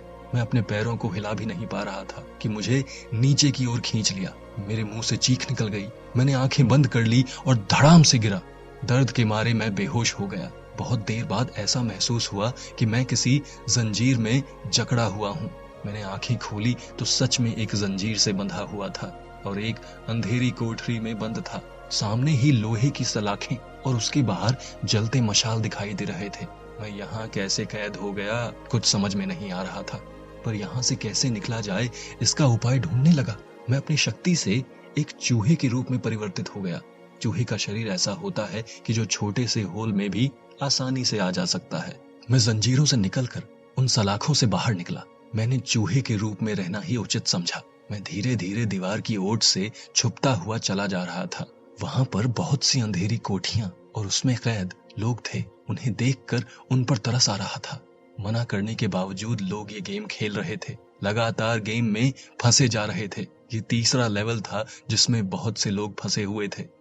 चौथे लेवल पर सिर्फ मेरे पिताजी और एक गेम का धुरंधर पहुंचा था जो कि गेम को बंद करना चाहता था। अगर मैं इस गेम के अंतिम लेवल तक नहीं पहुंचता तो लोग यहाँ फंसे रहेंगे। मैं धीरे धीरे आगे बढ़ता रहा। मेरे सामने एक गलियारा था। उस गलियारे में बहुत से भयानक शैतान थे जो दिखने में बहुत भयानक थे। वहीं गलियारे की शुरुआत में एक भाला था। वहीं एक सूचना लिखी हुई थी, भाले से शैतानों का खात्मा करें और ताज तक पहुंचें। मेरे मन में विचार आया कि दिमाग का खेल है, शक्ति का नहीं। ये इतने सारे हैं और एक भाले से इनका सामना करना मुश्किल है। मुझे मेरे पिताजी पर गर्व हुआ कि उन्होंने ये लेवल भी पार कर लिया था, पर मैं अपनी शक्ति और छल से ये गेम जीतूंगा। मैंने भी ठीक उन्हीं शैतानों का रूप धर लिया। उन्हीं की तरह चलते हुए मैं गलियारे से बाहर आ गया। वहां एक भी शैतान मौजूद नहीं था। गलियारे के बाहर एक गेट था जिस पर ताला लगा हुआ था। ताले की चाबी उस दीवार पर लगी हुई थी। सामने ही एक शैतान दीवार के पास ऊँघ रहा था। शायद उसका किरदार यही था, पर भाला मैं साथ लाया नहीं, इसलिए चाबी निकालना मुश्किल था क्योंकि भाले की लंबाई और गेट से चाबी की दूरी लगभग समान थी।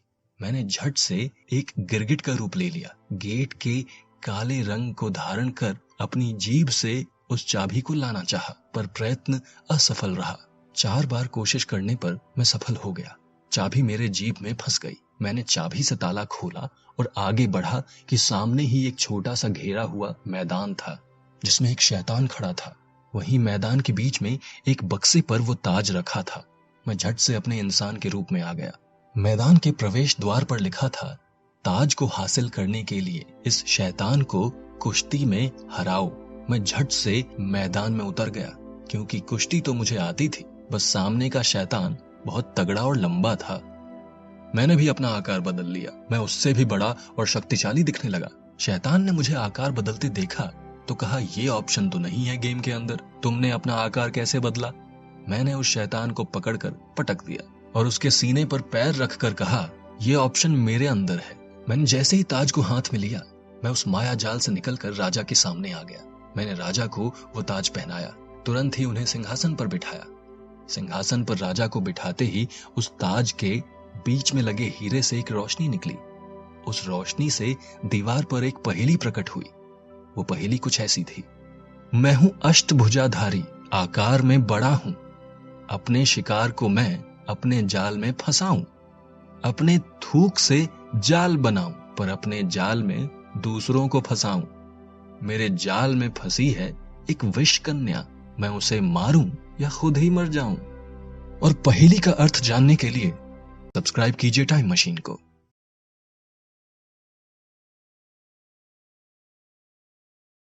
दोस्तों ये 5 मिनट की वीडियो शायद आपकी लाइफ बदल दे, तो इसे पूरा देखें। दोस्तों 2008 में बिटकॉइन लॉन्च हुआ था और उसकी कीमत 0 रुपये थी। 2010 में इसकी कीमत 5 रुपये हुई। उस समय जिन लोगों ने इसे खरीद लिया, आज 10 साल बाद वो करोड़पति बन चुके हैं, क्योंकि आज एक बिटकॉइन की कीमत 27 लाख रुपए है वर्तमान समय में। हो सकता है दोस्तों उस समय कुछ कारण की वजह से आप ये कॉइन नहीं खरीद पाए हो, या आप बच्चे हो, या आपको नॉलेज ना हो, लेकिन दोस्तों आज आपको फिर से एक नया मौका मिला है। आज एक नई करेंसी लॉन्च हुई है जिसे कहा गया है पाई कॉइन। यह पाई नेटवर्क के द्वारा लॉन्च की गई है। शायद आपको भरोसा ना हो, लेकिन कुछ ही समय के अंदर इस पाई नेटवर्क के यूजर्स की संख्या 12 मिलियन से ज़्यादा हो चुकी है। क्योंकि यह कॉइन अभी फ्री में माइन हो रहा है और शायद आपको आगे ये मौका ना मिले। लिंक आपको डिस्क्रिप्शन में मिल जाएगा, या आप प्ले स्टोर से भी डाउनलोड कर सकते हैं। तो दोस्तों आपको पाई नेटवर्क प्ले स्टोर से डाउनलोड करने के बाद ये आपको ओपन कर लेना है। ओपन करने के बाद आपको कुछ इस प्रकार का इंटरफेस दिखाई देगा। आपको यहाँ 2 ऑप्शन मिलेंगे, फेसबुक और फ़ोन नंबर से। आप जिससे भी चाहें साइन अप कर सकते हैं। मैं आपको फेसबुक से साइन अप करके दिखा सकता हूँ, और आप चाहें तो फ़ोन नंबर भी यूज़ कर सकते हैं। मैं इसे फेसबुक से साइन अप कर रहा हूँ। फिर आपको यहाँ फेसबुक सिलेक्ट करके अपना फेसबुक का पासवर्ड डालना होगा, और आपको यहाँ कंटिन्यू विद अपने नाम के साथ कर देना है, और ये साइन अप हो जाएगा। आगे प्रोसेसिंग होकर आपका ये इस तरह का पेज खुलेगा, जहां आपको अपना फर्स्ट नेम और लास्ट नेम डालना है। ध्यान रखिएगा आप यहां पर अपना जेन्युइन नेम ही यूज़ कीजिएगा। यदि आपका नेम सिंगल है, यानी कोई लास्ट नेम नहीं है, तो आप लास्ट नेम की जगह डॉट का यूज़ कर सकते हैं, क्योंकि लास्ट नेम डाले बिना ये आगे प्रोसेस नहीं होगा। जेन्युइन नेम यूज़ करने के लिए मैं इसलिए बोल रहा हूँ, क्योंकि जब लास्ट में अकाउंट वेरीफाई किए जाएंगे तो ये फ्रॉड अकाउंट्स को निकाल देंगे और जेन्युइन अकाउंट्स को ही रखेंगे। इसके बाद आपको अपना यूज़र नेम सिलेक्ट करना है। कोई भी अपना ऐसा यूज़र नेम सिलेक्ट कीजिए जिसे आप याद कर सकें, और सबमिट कर दीजिए। इसके बाद यहाँ पर इनविटेशन कोड पूछेगा। इसके बिना आप आगे प्रोसेस नहीं कर पाएंगे। यहाँ आपको ठाकुर 420 का यूज़ करना है और सबमिट कर देना है। यहाँ पर आपका डैशबोर्ड ओपन हो जाएगा। आपको ये गेट स्टार्टेड करना है। उसके बाद जहाँ पर टैप टू अर्न लिखा हुआ है, यहाँ पर आपको क्लिक करना है। क्लिक करने के बाद आपको स्टार्ट टूर करना है। उसके बाद जो ये मांगता है उसे आप नेक्स्ट करते चले जाएं, और आपका सारा प्रोसेस डन हो जाएगा। उसके बाद आप बैक कर दें, देन आपका पाई स्टार्ट हो जाएगा। अब जहाँ पर आप ये ग्रीन देख रहे हैं, जहाँ पर 0.20 लिखा हुआ है, यहाँ आपको 24 घंटे में एक बार क्लिक करना है। मान लीजिए आपने सुबह 8 बजे क्लिक किया, तो दूसरे दिन भी आपको सुबह 8 बजे ही क्लिक करना पड़ेगा। उससे पहले एप्लीकेशन में आने की ज़रूरत नहीं है। यदि आप में संयम है तो आप इसमें अच्छा लाभ कमा सकते हैं। यदि आप में संयम नहीं है तो आप इसमें बिल्कुल ना आए, क्योंकि ये एक लॉन्ग टर्म प्रोग्राम होते हैं। तो दोस्तों लगभग आपको 6 महीने से साल भर इसमें काम करना है और अपनी अच्छी खासी अर्निंग करनी है, कॉइन बनाने हैं। उसके बाद उन्हें आप सेल कर सकते हैं और भारी भरकम लाभ कमा सकते हैं। तो दोस्तों वीडियो अच्छी लगी हो तो लाइक करें, शेयर करें और सब्सक्राइब करें। अगली वीडियो में मैं आपको बताऊंगा कि आप पाई कॉइन को कैसे विड्रॉल कर सकते हैं। धन्यवाद। डाउनलोडिंग लिंक आपको डिस्क्रिप्शन में मिल जाएगा। दोस्तों एप्लीकेशन में ट्रांसफर का ऑप्शन आ चुका है और वॉलेट का ऑप्शन जल्दी ही आ जाएगा, क्योंकि वॉलेट का ऑप्शन अभी ट्रायल मोड में चल रहा है। धन्यवाद दोस्तों। चलिए कहानी को आगे बढ़ाते हैं। पहेली को पढ़कर मुझे ये अंदाजा तो हो गया कि अष्टभुजाधारी एक मकड़ी है जिसके जाल में एक विष कन्या फंसी हुई है। पर मुझे बचाना किसे है, मकड़ी को या फिर उस जाल को? कुछ समझ में नहीं आ रहा था। मैंने उस पहेली के पीछे बने रास्ते पर कदम बढ़ाए। रास्ता तो बड़ी ही रोशनी से जगमगाता हुआ था, पर मेरा मन उलझा हुआ था। क्या करना है ये समझ में नहीं आ रहा था। चलते चलते मैं एक झील के किनारे पहुंचा, जहां पर सुंदर झील का चमकता हुआ नीर मुझे अपनी ओर आकर्षित कर रहा था। झील के चारों ओर पेड़ लगे हुए थे। पेड़ों पर बड़े बड़े मकड़ी के जाले लगे हुए थे। वैसे भी मुझे मकड़ी से डर लगता है। मैं झील के थोड़ा नजदीक गया। मैंने देखा पेड़ों पर बहुत बड़े बड़े जाल हैं।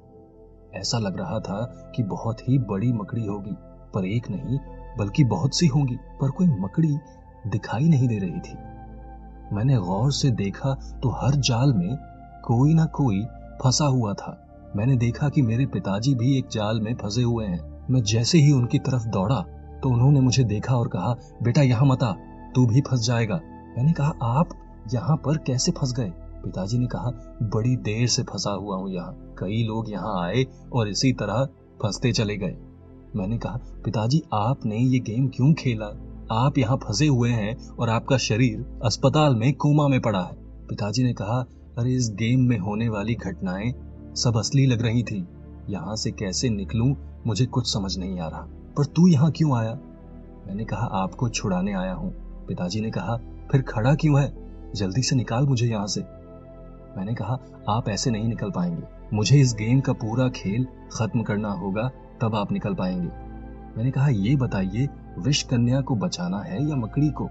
पिताजी ने कहा, यही तो पहेली का सबसे बड़ा जाल है, जिसकी वजह से मैं और बाकी लोग फंसे हुए हैं। अगर विष कन्या को बाहर निकाला तो वो तुम्हें मारकर झील में फेंक देगी, और अगर मकड़ी को बचाया तो वो तुम्हें भी जाल में फंसा देगी।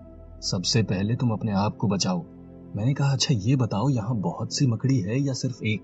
पिताजी ने कहा, सिर्फ एक मकड़ी है, पर विष कन्या को छूते ही तुम्हारे अंदर विष फैल जाएगा और मकड़ी ने तुम्हें देखा तो वो तुम्हें बंदी बना लेगी। मैंने कहा, ठीक है, आप उसकी चिंता मत करो। ये बताओ कि विष कन्या और वो मकड़ी मुझे मिलेगी कहाँ? पिताजी ने कहा, सामने के पेड़ से आगे जाओ, वहां दाहिने ओर बरगद का विशाल पेड़ है। उस पर एक जाल है जिसमें वो सुंदर विष कन्या फंसी हुई है। वो मकड़ी से डरती है और मकड़ी उससे डरती है। मैंने कहा, ठीक है। ये कहकर मैं उस तरफ चल पड़ा। मुझे दोनों की कमजोरी का पता चल चुका था। मैंने दूर से देखा तो एक सुंदर सी लड़की एक जाल में फंसी हुई थी। मैंने आसपास देखा पर कोई दिखा नहीं। मैंने एक चूहे का रूप धरा, धीरे धीरे उस पेड़ के नीचे पहुंचा। मैंने देखा कि जाल बहुत ही मजबूत था, पर चूहे के दांतों से क्या बचेगा। मैंने धीरे धीरे जाल को कुतरना शुरू कर दिया। विषकन्या ने जब एक चूहे को जाल कुतरते हुए देखा तो बड़ी खुश हुई। मैंने धीरे धीरे जाल को काट कर उस विषकन्या को जाल से मुक्त किया, पर एक बार भी उसने मुझे छुआ नहीं। जाल के कटते ही विषकन्या पेड़ से नीचे गिर पड़ी। मैंने तुरंत ही अपना रूप एक मकड़ी में बदल लिया। विषकन्या ने जैसे ही मुझे देखा तो जोर से चीख पड़ी। मैं उसे डराते हुए आगे बढ़ने लगा। वो विषकन्या डरकर दौड़ने लगी।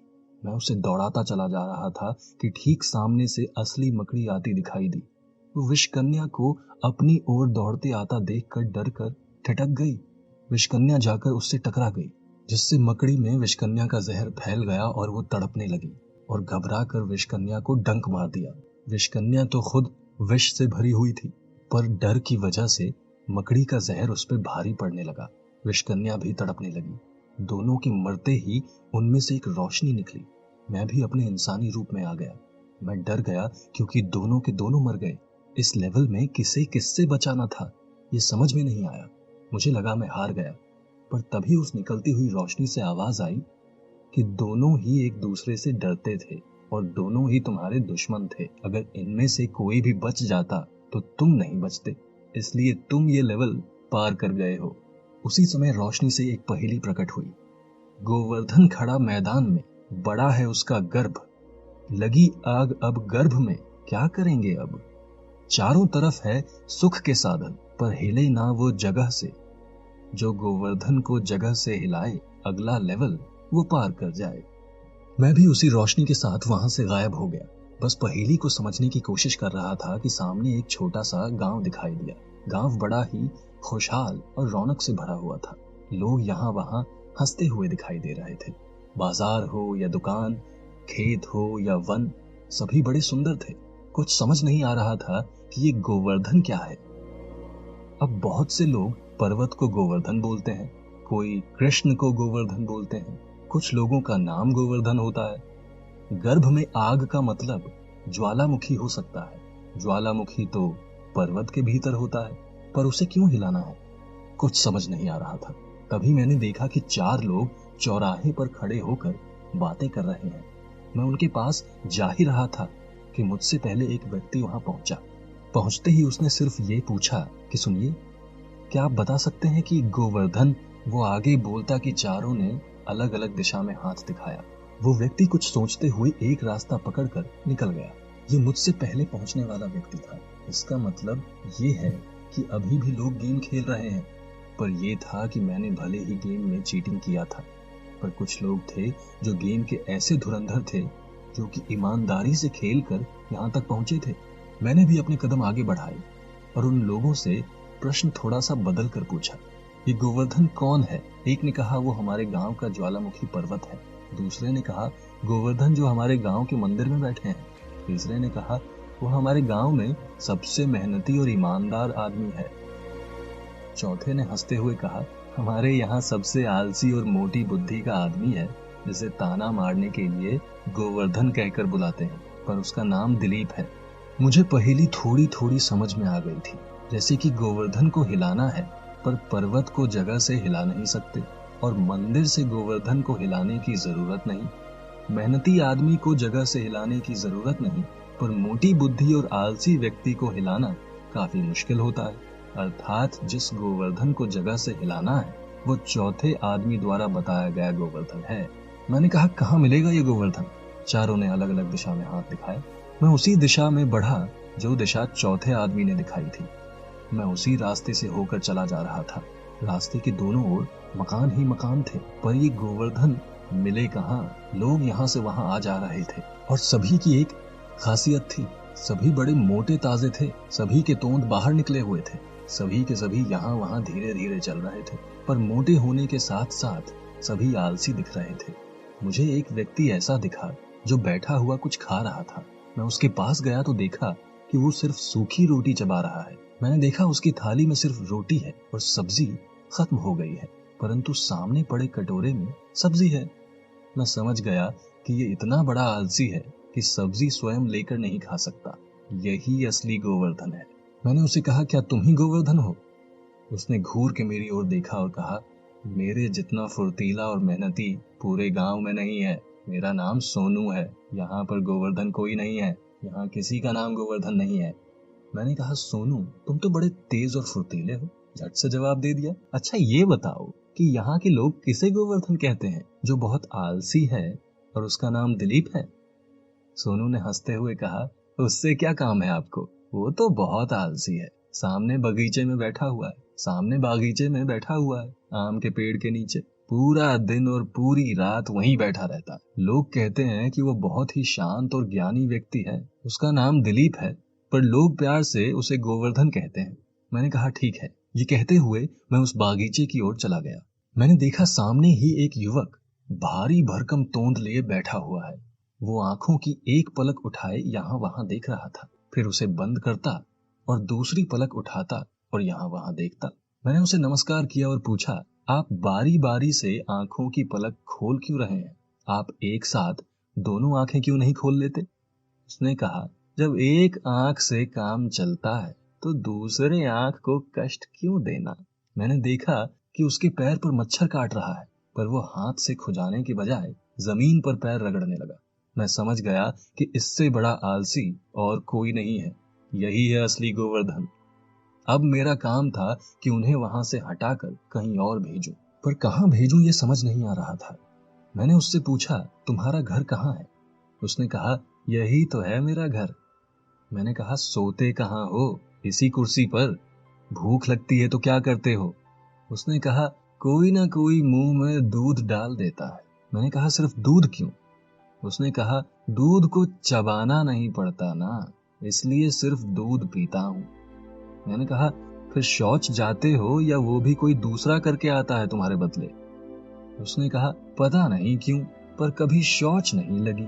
मैंने मन में ही कहा, हाँ, गेम में शौच क्यों लगने लगी भला। मैंने तरकीबें लगाना शुरू किया। मैंने एक सुंदर सी कुर्सी उसके सामने रखी और कहा, इस कुर्सी पर बैठो। उसने मना कर दिया। मैंने बहुत सी तरकीब लगाई, पर उसे हिला नहीं पाया। मैंने देखा कि मेरी हर कोशिश पर मेरा एक पॉइंट कम हो रहा है। मैंने तुरंत ही एक सुंदर सी लड़की का रूप धारण किया। सुंदरी के रूप में जब मैं उसके सामने आया तो वो मुझ पर मोहित हो गया। मैंने उसे अपनी नजरों से घायल करते हुए उसे अपने पीछे आने का इशारा किया। वो इशारा देखते ही झट से खड़ा हो गया और मेरे पीछे चलने लगा। उसके भीतर यानी उसके मन के गर्भ में जो आग लगी थी वो तिलमिला उठी। वो अपनी जगह से हिल चुका था। मेरे पीछे पीछे वो घूमने लगा। तभी मैं उसे चकमा देकर अपने असली रूप में आ गया। वो मुझे ढूंढ ही रहा था। तभी मैं भागकर उसकी जगह पर पहुंचा और कुर्सी पर एक पहेली लिखी हुई थी। रहती हूं मैं गहरे समुद्र में, दूध जैसी सफेद हूं। नसीब वालों को मिलती हूं, धनवान उसे बनाती हूं। मुझ में है एक अनोखी शक्ति, जहर को उतारती हूं। जल परी की छाया में रहकर उसकी शोभा बढ़ाती हूं। जल परी को तुम हराओ, उसके पास से मुझे तुम लाओ। लोगों की तुम जान बचाओ, समय रहते इन्हें बचाना, वरना इसमें ही रह जाना। अब चलिए कहानी को आगे बढ़ाते हैं। पहेली पढ़कर मैं कुर्सी पर बैठ गया। कुर्सी गोल गोल घूमने लगी। पलक झपकते ही मैं कुर्सी से गायब हो गया। अब मैं एक ऐसी जगह था जहां दूर दूर तक सिर्फ बालू ही बालू था। ना ही कोई व्यक्ति, ना ही कोई घर। धूप इतनी तेज थी कि मानो जला देगी। रह रहकर चलने वाली गर्म हवा अंग अंग को जला रही थी। आंखों से कुछ दिखाई नहीं दे रहा था।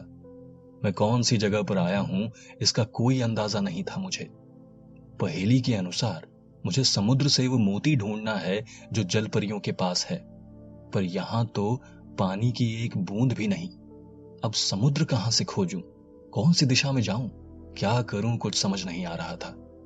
मैंने सोचा कि यहां से बाहर निकलना है तो मुझे चलना पड़ेगा, पर चल चल कर कहां तक जाऊंगा। रेत की गर्मी बर्दाश्त के बाहर हो रही थी। मुझे यह समझ में आ गया था कि अगर इस लेवल को पार करना है तो पहले मुझे इस मरुस्थल से बाहर निकलना होगा। ये गेम है ही ऐसा। मैंने ध्यान दिया कि मेरी परछाई यहां नहीं बन रही है। इतनी तेज धूप और परछाई का ना बनना, यह बहुत ताज्जुब की बात थी। यह ऐसी जगह थी जहां पर मेरी परछाई ने भी मेरा साथ छोड़ दिया था। मैंने अपने सिर पर हाथ रख लिया।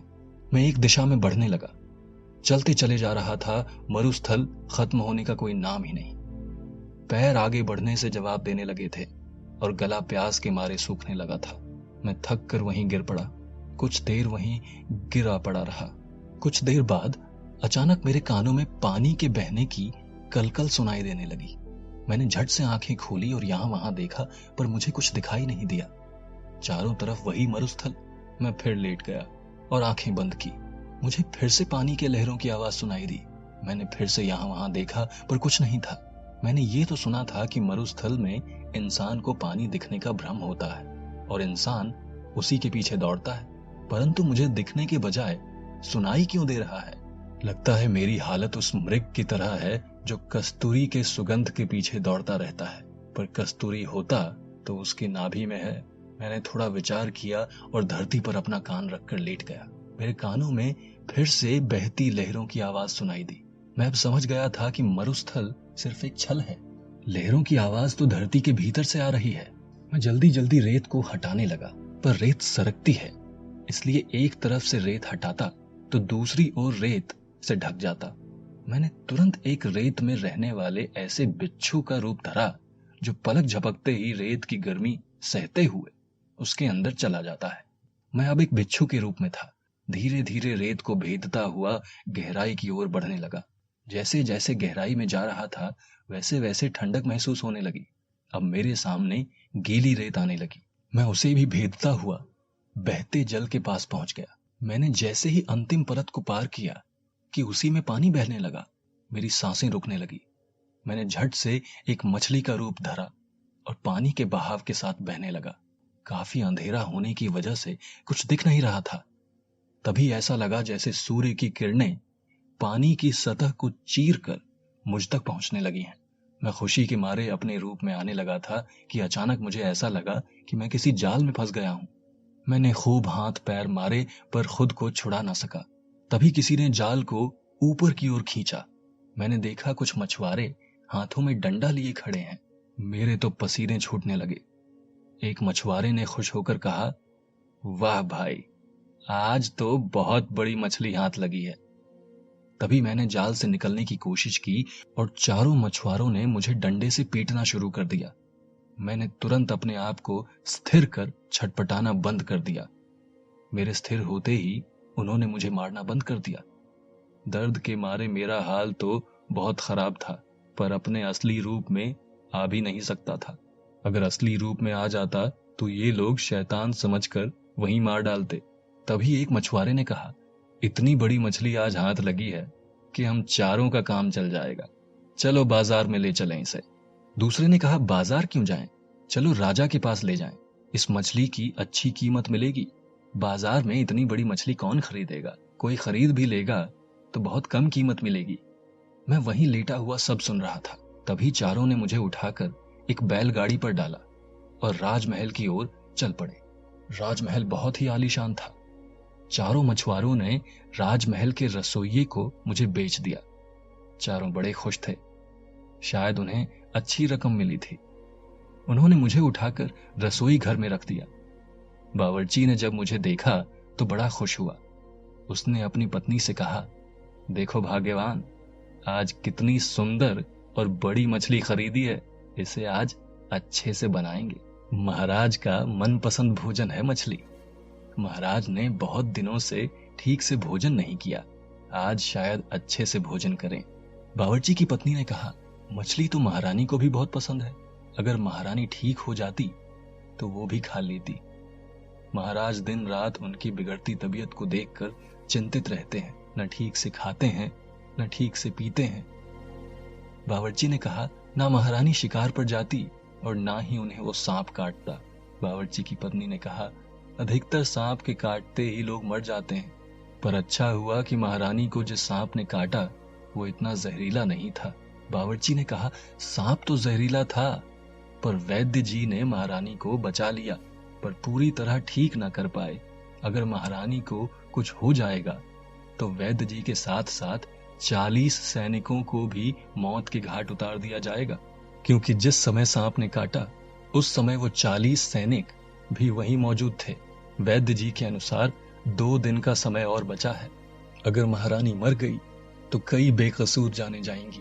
बावर्ची ने अपनी पत्नी से कहा, जाओ तुम मशाल लेकर आओ, तब तक मैं इसे काटने का औजार ढूंढता हूँ। जैसे ही वो दोनों वहां से हटे तो मैं तुरंत अपने रूप में आ गया। तुरंत ही मैं रसोई घर से बाहर निकलकर एक कमरे की ओर भागा। चारों तरफ सिपाही थे। नजर बचाते हुए मैं एक कमरे में घुसा जहां एक व्यक्ति बहुत हरे हरे अलग अलग प्रकार के पत्तों को पीस रहा था। जैसे ही उसने मुझे देखा तो कहा, कौन हो तुम? यहाँ क्या कर रहे हो? यहाँ औषधि बनाई जा रही है। राज वैद्य ने तुम्हें देखा तो मेरी शामत आ जाएगी। मैंने कहा, मुझे राज वैद्य से मिलना है, उन्होंने ही मुझे बुलाया है। ये सुनकर वो मुझे अच्छे से निहारने लगा, फिर हंसते हुए कहा, तुम जैसे तमाशबीन से राज्य वैद्य को क्या काम? मैंने कहा, मैं तमाशबीन नहीं हूं। उसने कहा, पर कपड़े तो तुमने वैसे ही पहने हैं। मैंने कहा, मुझे जल्दी से ले चलो, समय बहुत कम है। महारानी के जीवन को बचाना है तो देर ना करो। वो व्यक्ति वहां से उठा और मुझे मुख्य वैद्य के पास ले गया। उस व्यक्ति ने कहा, वैद्य जी, ये तमाशबीन कह रहा है कि आपने इसे बुलाया है महारानी के इलाज के लिए। वैद्य जी ने मेरी ओर देखा और कहा, बाहर फेंक दो इसे, मैंने किसी को नहीं बुलाया। मैंने कहा, वैद्य जी, महारानी का इलाज मैं कर सकता हूं। वैद्य जी ने हंसते हुए कहा, तुम करोगे इलाज? बताओ कैसे करोगे? मैंने पहेली के अनुसार कहा, उस सफेद मोती से जो समुद्र के भीतर छुपा है। ये सुनकर वैद्य जी मेरी ओर देखने लगे। मुझे कहा, तुम्हें कैसे पता उस मोती का राज? कौन हो तुम? मैंने कहा, मेरी पहचान बाद में करना, तुम्हारे पास सिर्फ 2 दिन है। महारानी के साथ साथ अपनी और सैनिकों की जान बचाना चाहते हो तो बताओ वो मोती कहां और कौन से समुद्र में मिलेगा? वैद्य जी ने कहा, वहां पहुंचना बहुत मुश्किल है, उसकी सुरक्षा जलपरियां करती हैं, वो बहुत ही हिंसक और शक्तिशाली हैं। मैंने कहा, उसकी चिंता आप मत कीजिए, सिर्फ मुझे ये बताइए कि कहां मिलेगा। मेरा सिर्फ यही उद्देश्य है कि मैं महारानी और आप लोगों की जान बचाऊं। वैद्य जी ने कहा, अगर तुम्हें अपनी जान की परवाह नहीं तो चलो मेरे साथ। मैं उस वैद्य के साथ चल दिया। कमरे के बाहर ही बावर्ची और उसकी पत्नी हैरान दिखाई दिए। वैद्य जी ने कहा, क्या हुआ तुम दोनों को? चिंतित क्यों हो? बावर्ची ने कहा, मैंने आज ही एक बड़ी सी मछली मोल ली थी, यहां रखी थी, अब गायब हो गई। मैंने हंसते हुए कहा, शायद उसके पैर फूटे होंगे और भाग गई। जाओ जाओ ढूंढो उसे, शायद मिल जाए, ज्यादा दूर नहीं गई होगी। मैं और वैद्य जी हंसते हुए आगे बढ़ गए। वैद्य जी ने मुझे अपने साथ बग्गी में बिठाया और उसी नदी के पास ले गए जहां से मुझे पकड़ कर लाया गया था। मैंने वैद्य जी से कहा, यह तो एक नदी है, मोती समुद्र में मिलता है, नदी में नहीं। वैद्य जी ने कहा, वो मुझे भी पता है, ये नदी आगे चलकर पहाड़ों की तलहटी से होते हुए एक समुद्र में मिलती है जो पहाड़ के उस तरफ है। वो पहाड़ बहुत खतरनाक है, उसे आज तक कोई पार नहीं कर सका। तुम्हारे पास बस यही एक रास्ता है जिसकी सहायता से तुम समुद्र तक पहुंच सकते हो। मैं बता दूं कि आज तक बहुत से लोगों ने उस मोती को लाने का प्रयास किया है, पर कोई लौट कर नहीं आया। वैद्य जी ने मुझे एक छोटी सी नाव में बिठाया और उम्मीद भरी निगाहों से देखने लगे। मैंने भी नाव के चप्पू को चलाना शुरू किया और आगे बढ़ने लगा। नदी अपने बहते लहरों के साथ ले जा रही थी मुझे। पहाड़ों के बीच से होते हुए, फिर कई गुफाओं से होते हुए समुद्र की ओर बढ़ रहा था मैं। कभी कभी इतना अंधेरा हो जाता कि कुछ दिखाई नहीं देता। धीरे धीरे मैं समुद्र तक पहुंच गया। समुद्र का पानी नीले रंग का था और इतना साफ था कि अंदर तैरती हुई मछलियां साफ दिखाई दे रही थी। मैंने भी समय रहते ही रूप बदलना उचित समझा, क्योंकि बिना रूप बदले मैं पानी के अंदर नहीं जा सकता। यदि जलपरियों ने मुझे देख लिया तो जिंदा नहीं छोड़ेंगी। मैंने पानी में छलांग लगाई और एक विशाल कछुए का रूप धर लिया। पानी में कछुए की रफ्तार तेज होती है और बड़ी मछलियों से सुरक्षित भी रहते हैं। मैं तेज गति से गहराई की ओर बढ़ने लगा। तभी सामने से एक विशालकाय मछली मेरी तरफ आ रही थी कि मैंने अपने आप को अपने कवच में समेट लिया। उस बड़ी सी मछली ने मुझे अपनी पूंछ मारी और मैं बहुत दूर जाकर गिरा। कुछ देर तक तो मैं बेहोश पड़ा रहा। जब होश आया तो ऐसा लगा कुछ लोग मुझे उठाकर कहीं ले जा रहे हैं। मैं अपने कवच में ही पड़ा रहा। मैंने अपने कवच में रहकर उनकी बातें सुनी। एक प्यारी सी मीठी आवाज में एक लड़की कह रही थी, बेचारा, कितनी चोट लगी है इसे। दूसरे ने कहा, कोई बेचारा नहीं है ये, इस पर इतनी दया मत दिखाओ। ये मूर्ख है जो उस अड़ियल के रास्ते में आ गया, मार तो खाएगा ही। लगता है यहाँ का नहीं है, कहीं दूसरी जगह से आया है। मुझे फिर ऐसा लगा कि उन्होंने मुझे जमीन पर रख दिया है। मुझे ये तो पता चल गया कि ये लोग जो भी हैं अच्छे हैं, मेरी मदद करना चाहते हैं। मैंने अपने कवच से अपना सिर बाहर निकाला तो उन्होंने मुझसे पूछा, तुम ठीक तो हो? तुम्हें कहीं चोट तो नहीं लगी? मैंने कहा, नहीं, मेरा ये कवच मेरी रक्षा करता है। मैंने देखा कि दोनों जलपरियां हैं जो दिखने में बहुत सुंदर थी, इतनी सुंदर कि मन मोह ले। एक जलपरी ने कहा, यहाँ क्यों आए थे? तुम यहाँ के तो नहीं हो, कहाँ से आए हो? मैंने कहा, मैं आप लोगों से ही मिलने आया हूँ, मैं बहुत मुसीबत में हूँ, क्या आप लोग मेरी मदद करेंगे? उस जलपरी ने कहा, हम कोई मदद नहीं कर सकते जब तक हमें हमारी रानी का आदेश ना हो। मैंने कहा, मुझे अपनी रानी के पास ले चलो। उन दोनों जलपरियों ने मुझे अपने साथ चलने को कहा। मैं उनके साथ साथ चलने लगा। कुछ ही दूर पर बहुत सारी जलपरियां दिखाई देने लगी। सभी मुझे बड़े ध्यान से देख रही थी। वहीं एक बड़े पत्थर पर एक सुनहरे रंग की चमकती हुई सुनहरे बालों वाली जलपरी बैठी हुई थी। उसने जोर से चिल्लाते हुए कहा, इस कछुए को यहाँ क्यों लाई हो? मैंने धीरे से कहा, महारानी मुझे आपसे मदद चाहिए, मैं बड़ी उम्मीद के साथ आपके पास आया हूं। जलपरियों ने कहा, बोलो कैसी मदद चाहिए। मैंने कहा, यहीं कुछ दूरी पर एक राज्य है जिसके महाराज अपनी पत्नी से बहुत प्रेम करते हैं। उन्हें एक सांप ने काट लिया है। उनके पास समय बहुत कम है। यदि वो प्राण त्याग देगी तो महाराज 40 सैनिक और वैद्य को मृत्यु दंड दे देंगे। जलपरियों की रानी ने कहा, तो मैं क्या मदद करूं? मैंने कहा, एक सांप की गलती का दंड इन सभी निर्दोष लोगों को मिलेगा, सभी की मृत्यु हो जाएगी। क्या आप मेरी मदद करोगी उन लोगों को बचाने में? जलपरियों की रानी ने कहा, क्या तुम चाहते हो कि अब हम उस सांप को पकड़कर महाराज को दें? मैंने कहा, नहीं नहीं, आपके पास उस सांप के जहर का इलाज है। जलपरियों की रानी ने कहा, सांप के जहर का इलाज हमारे पास कैसे होगा? मैंने कहा, आपके पास है, वो सफेद बड़ा सा मोती। मेरा इतना कहना था कि सब क्रोध से चिल्ला उठे। जलपरियों की रानी ने कहा, वो सिर्फ हमारे लिए एक मोती नहीं है, बल्कि एक पवित्र शक्ति है जिसकी वजह से हम यहां जीवित रहते हैं। मैंने कहा, वो मोती मुझे नहीं चाहिए, सिर्फ उस मोती का पवित्र जल चाहिए जिसे पीकर महारानी स्वस्थ हो जाएंगी। बहुत से निर्दोष लोगों की जान बच जाएगी। महाराज भी चिंता मुक्त होकर प्रजा की सेवा करेंगे। प्रकृति की नायाब शक्ति लोगों की मदद के लिए होती है। ये सौभाग्य आपको मिला है। ये सुनकर जलपरियों की रानी बहुत खुश हुई। उसने कहा, मुझे आपसे एक बात पूछनी है। आप एक अलग प्राणी होकर भी इन इंसानों की मदद क्यों करना चाहते हैं? मैंने कहा, मैं भी एक इंसान हूं और माया से कछुए का रूप धरा है। मैंने सुना है कि आप इंसानों को मार देती हैं। एक वजह यह भी है कि मैं समुद्र के तह में बिना सांस लिए कैसे रह सकता हूं, इसलिए मैंने कछुए का रूप धरा है। मेरा उद्देश्य सिर्फ महारानी को ठीक करना है और कुछ भी नहीं। जलपरियों की रानी ने कहा, मैं मोती का पवित्र जल तभी दूंगी जब तुम अपने असली रूप में आओगे। मैंने कहा, ठीक है, पर सांस कैसे लूंगा? जलपरियों की रानी ने एक जलीय पौधे का पत्ता खाने के लिए दिया और कहा, इसे खा लो, फिर कोई तकलीफ नहीं होगी। मैंने कहा, ठीक है, और पत्ते को खा लिया। उसके बाद मैं तुरंत अपने रूप में आ गया। जलपरियों की रानी ने कहा, दिखने में तो हृष्ट-पुष्ट हो, थोड़े सुंदर भी हो सके तो हमारी तरह का रूप बदल कर यहीं रह जाओ। मैंने कहा, अभी पहले मुझे महारानी की जान बचानी है, उसके बाद एक और उद्देश्य है जो पूरा करना है।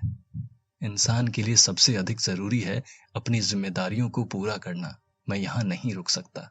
जलपरियों की महारानी ने मुझे उस मोती के सीप से मोती का पवित्र जल एक शंख में भर कर दिया।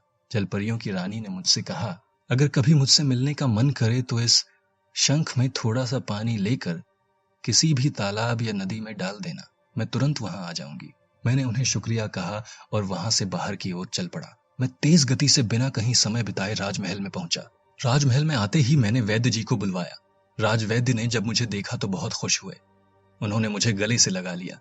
वो तुरंत मुझे लेकर महारानी के पास पहुंचे। महाराज भी वहीं थे। वैद्य जी ने महाराज को मोती के पवित्र जल के बारे में बताया और ये भी बताया कि उसे मैं लेकर आया हूं। वैद्य जी ने महाराज से आज्ञा लेकर महारानी को वो पवित्र जल पिलाया। जल पीते ही महारानी ने अपनी आंखें खोली। मैंने वैद्य जी से शंख लेकर अपने पास रख लिया। जैसे महारानी को होश आया तो उन्होंने एक पहेली बोली, अपने अतीत की गलती से आज मुश्किलें भुगत रहें, मुझसे किया जो तुमने दगा, परिणाम तुम्हें अब मिल रहा, तुम्हारी गलतियों की सजा अब लोगों को भुगतना होगा। स्वागत है तुम्हारा योगेश, अब तुम्हें मरना होगा। तभी महारानी की आंखों से निकलकर एक प्रकाश मुझ पर पड़ा। प्रकाश पड़ते ही मैं अदृश्य हो गया और मैं अदृश्य होने के बाद मैं एक ऐसी जगह पर था जिसकी मैं कल्पना भी नहीं कर सकता। मैं एक ऐसी जगह था जहां चारों ओर पथरीली जमीन थी। कहीं पर बड़े बड़े गड्ढे तो कहीं पर बड़े बड़े पहाड़। ऑक्सीजन तो बिल्कुल था ही नहीं, पर उस अंगूठी के असर से मैं वहां भी स्वस्थ था। गुरुत्वाकर्षण भी बहुत कम था, इसलिए चलना मुश्किल था, पर एक जगह से दूसरी जगह उछल कर पहुंच रहा था, मानो मैं उड़ रहा हूं। मैं उस पहेली को याद करने लगा जो महारानी के मुख से निकली थी। पहेली के अनुसार मेरी भूतकाल में की गई गलती की सजा है जो मैं भुगतने वाला हूं। पर मैंने दगा किसी के साथ नहीं किया। मेरी गलती की सजा गेम के द्वारा लोग भुगत रहे हैं। अंतिम पंक्ति याद आते ही मेरे पैर कांपने लगे। मैं सोच में पड़ गया कि मुझे मारने का विचार कोई क्यों करेगा। मेरी मौत से किसी को क्या फायदा। सुल्ताना मुझे मारना चाहती थी, पर मैंने उसे वापस भेज दिया था। उसका वापस आना नामुमकिन था। शैतानों के राजा को भी मैंने मार दिया था। अंतिम पंक्ति में मेरा नाम था, इसलिए ये तो पक्का था कि इस गेम का जाल मेरे लिए ही बुना गया है। तभी एक आवाज मेरे कानों में गूंजने लगी, आओ योगेश, तुम्हारा इस गेम के अंतिम पड़ाव में स्वागत है। अब ना आगे कोई पहेली है और ना ही इस गेम से निकलने का कोई रास्ता। ये तुम्हारे जीवन का भी अंतिम पड़ाव है। अब चाहे तुम कुत्ता बनो या बिल्ली बनो या चूहा या मछली, पर मरोगे तो गीदड़ की मौत, वो भी तड़प तड़प कर। मैंने इस गेम को मौत का जाल बनाने के लिए पूरी शक्ति लगा दी। मुझे पता था कि तुम जरूर आओगे, क्योंकि तुम्हें तो लोगों का मसीहा बनना पसंद है ना। मुझे यकीन नहीं था कि तुम अंतिम चरण में पहुंच जाओगे, पर आ ही गए हो तो मरो चैन से। मैंने कहा, ठीक है, मुझे मारने के लिए इतनी मेहनत की, क्या मैं जान सकता हूं कि तुम कौन हो? मैंने तुम्हारे साथ क्या दगा किया? आवाज आई, तुम्हें अगर मैंने उसी दिन नाव से बाहर फेंक दिया होता तो मुझे ये दिन देखने को नहीं मिलता। बर्मुडा ट्रायंगल की वजह से तुम्हें बहुत सी शक्ति मिली। मैं तुमसे लगातार ईर्ष्या करता रहा। मैंने कहा, पर तुम हो कौन? सामने एक प्रकाश हुआ। मैं उसे देखकर हैरान हो गया। ये तो उस जहाज का कप्तान था जिस पर सवार होकर मैं बर्मुडा ट्रायंगल में फंसा और मंगल ग्रह पर पहुंच गया। मैंने उसे कहा, मैंने तुम्हारा क्या बिगाड़ा और तुम्हारे पास ये शक्तियां कहां से आई, और मैंने तुम्हारे साथ क्या दगा किया? कप्तान ने कहा, तुम चाहते तो मेरे जहाज को डूबने से बचा सकते थे। मैंने कहा, इसीलिए तो मैं आया था तुम्हारे जहाज पर, तुमने मेरी बात मानी नहीं। कप्तान ने कहा, तो मंगल ग्रह से मेरे जहाज और मेरे सभी यात्रियों को वापस ला सकते थे। मैंने कहा तो था सभी को साथ चलने के लिए, पर कोई वापस आना नहीं चाहता था। तुमने भी तो नहीं कहा। कप्तान ने कहा, मैं अपने यात्रियों और जहाज के बिना कैसे वापस जाता? मैंने कहा, फिर मेरी क्या गलती? किस बात का बदला लेना चाहते हो? कप्तान ने कहा, जिस समय सुल्ताना मंगल ग्रह पर उन शैतानों के साथ आई, तब रानी के साथ मुझे भी अपने ग्रह पर ले गई। तुम वहां आए और सभी बच्चों को और रानी को उठाकर ले गए, पर मुझे तुमने नहीं छुड़ाया, ना ही मुझे ढूंढना चाहा। वो लोग मुझे तुम्हारा दुश्मन समझते थे, क्योंकि मैंने ही उनके राजा को बताया था कि तुम कहां मिलोगे। मैं वहां से अपनी जान बचाकर छुपता रहा, और उस जादुई तालाब का पानी मैंने भी पी लिया, जिससे मुझे ये शक्तियां मिली। उन जादुई शक्तियों से मैंने अपनी रक्षा की। उसके बाद मैंने अंतरिक्ष के सैटेलाइट पर अपना कब्जा जमाया। ये गेम ऑनलाइन था और उसी सैटेलाइट से जुड़ा था। मैंने तुमसे बदला लेने के लिए इसी गेम को हथियार बना लिया। मेरे इस जाल में तुम फंसोगे ये मुझे यकीन था। मैंने कहा, पर मैं नहीं जानता था कि तुम कहां हो। मुझे उस समय उन बच्चों को बचाना था, सुल्ताना को फिर से उसके समय में भेजना था। तुम उस समय मेरे सामने क्यों नहीं आए? कप्तान ने कहा, उस समय तुम शैतान के रूप में थे, तो कैसे तुम्हारे सामने आता? मुझे तुम्हारे जाने के बाद पता चला कि वो तुम थे। मैंने कहा, अब तो पता चल गया तुम्हें? कप्तान ने कहा, अब मैं तुम्हें यहीं दफन करूंगा। इस गेम से इन लोगों को बाहर करके मैं धरतीवासियों का मसीहा बनूंगा। अब चाहे जो हो, तुम्हें मरना ही होगा। अचानक राजकुमारी की आवाज मेरे कानों में आई, मार दो इसे, इसके मरते ही ये गेम समाप्त हो जाएगा, क्योंकि गेम इसके दिमाग से जुड़ा हुआ है। तभी मैंने उछलकर उसके सीने पर एक लात मारी। वो दूर जा गिरा। वो उठकर मेरी ओर दौड़ा, मैं भी उसकी ओर बढ़ा। हम दोनों ही हवा में उछले। मैंने अपनी जेब से शंख निकालकर उसके सिर पर दे मारा। सिर पर चोट लगते ही वो जमीन पर गिर पड़ा। उसके माथे से खून बहने लगा। उसने कहा, बचा लो मुझे, मैं तुम्हें इस गेम से बाहर निकाल दूंगा। मुझे उस पर दया आई, पर राजकुमारी की आवाज आई, अगर इसे छोड़ दिया तो इस गेम से सिर्फ ये तुम्हें बाहर लेकर निकलेगा, बाकी सभी लोग इस गेम में उसी प्रकार फंसे रहेंगे। अभी तक गेम में तुमने जितने लोगों को देखा है सभी असली थे, एक एक पात्र असली था। इसने उन्हें जादू से गेम के अंदर कैद करके रखा है, तुम मार दो उसे, सभी आजाद हो जाएंगे। मैंने कहा ठीक है। मैंने कप्तान का पैर पकड़ा और उसे घुमाकर एक बड़े से गड्ढे में फेंक दिया। उसकी जोरों की चीख सुनाई पड़ी। मैंने देखा कि मेरे नीचे की जमीन से लेकर पूरा वातावरण अदृश्य होने लगा। धीरे धीरे मेरे हाथ पैर भी अदृश्य होने लगे। मेरी जब आंख खुली तो मैं अपने घर पर था। मैंने वो गेम के सभी उपकरण अपने शरीर से अलग किए। राजकुमारी सामने ही थी। मैं उसके सीने से लिपट गया। मैंने राजकुमारी से कहा, तुम नहीं होती तो मैं जीत नहीं पाता। राजकुमारी ने कहा, नहीं, तुम्हारी होशियारी और ताकत थी ये कि जो तुम जीत गए। मैंने कहा, हम जीत गए। तभी मम्मी का फोन आया कि पापा ठीक हो गए, जल्दी ही घर आ रहे हैं।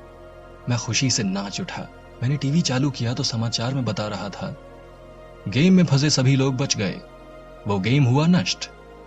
राजकुमारी ने कहा, अब आगे से तुम अपनी शक्तियों का उपयोग करके खतरा मोल नहीं लोगे। अब हम शांति से अपना जीवन व्यतीत करेंगे। मैंने कहा ठीक है। तभी पर्दा गिरता है और कहानी समाप्त हो जाती है। ये कहानी यहीं तक थी। चैनल को सब्सक्राइब करना न भूलें, बेल आइकन पर भी क्लिक करें। धन्यवाद।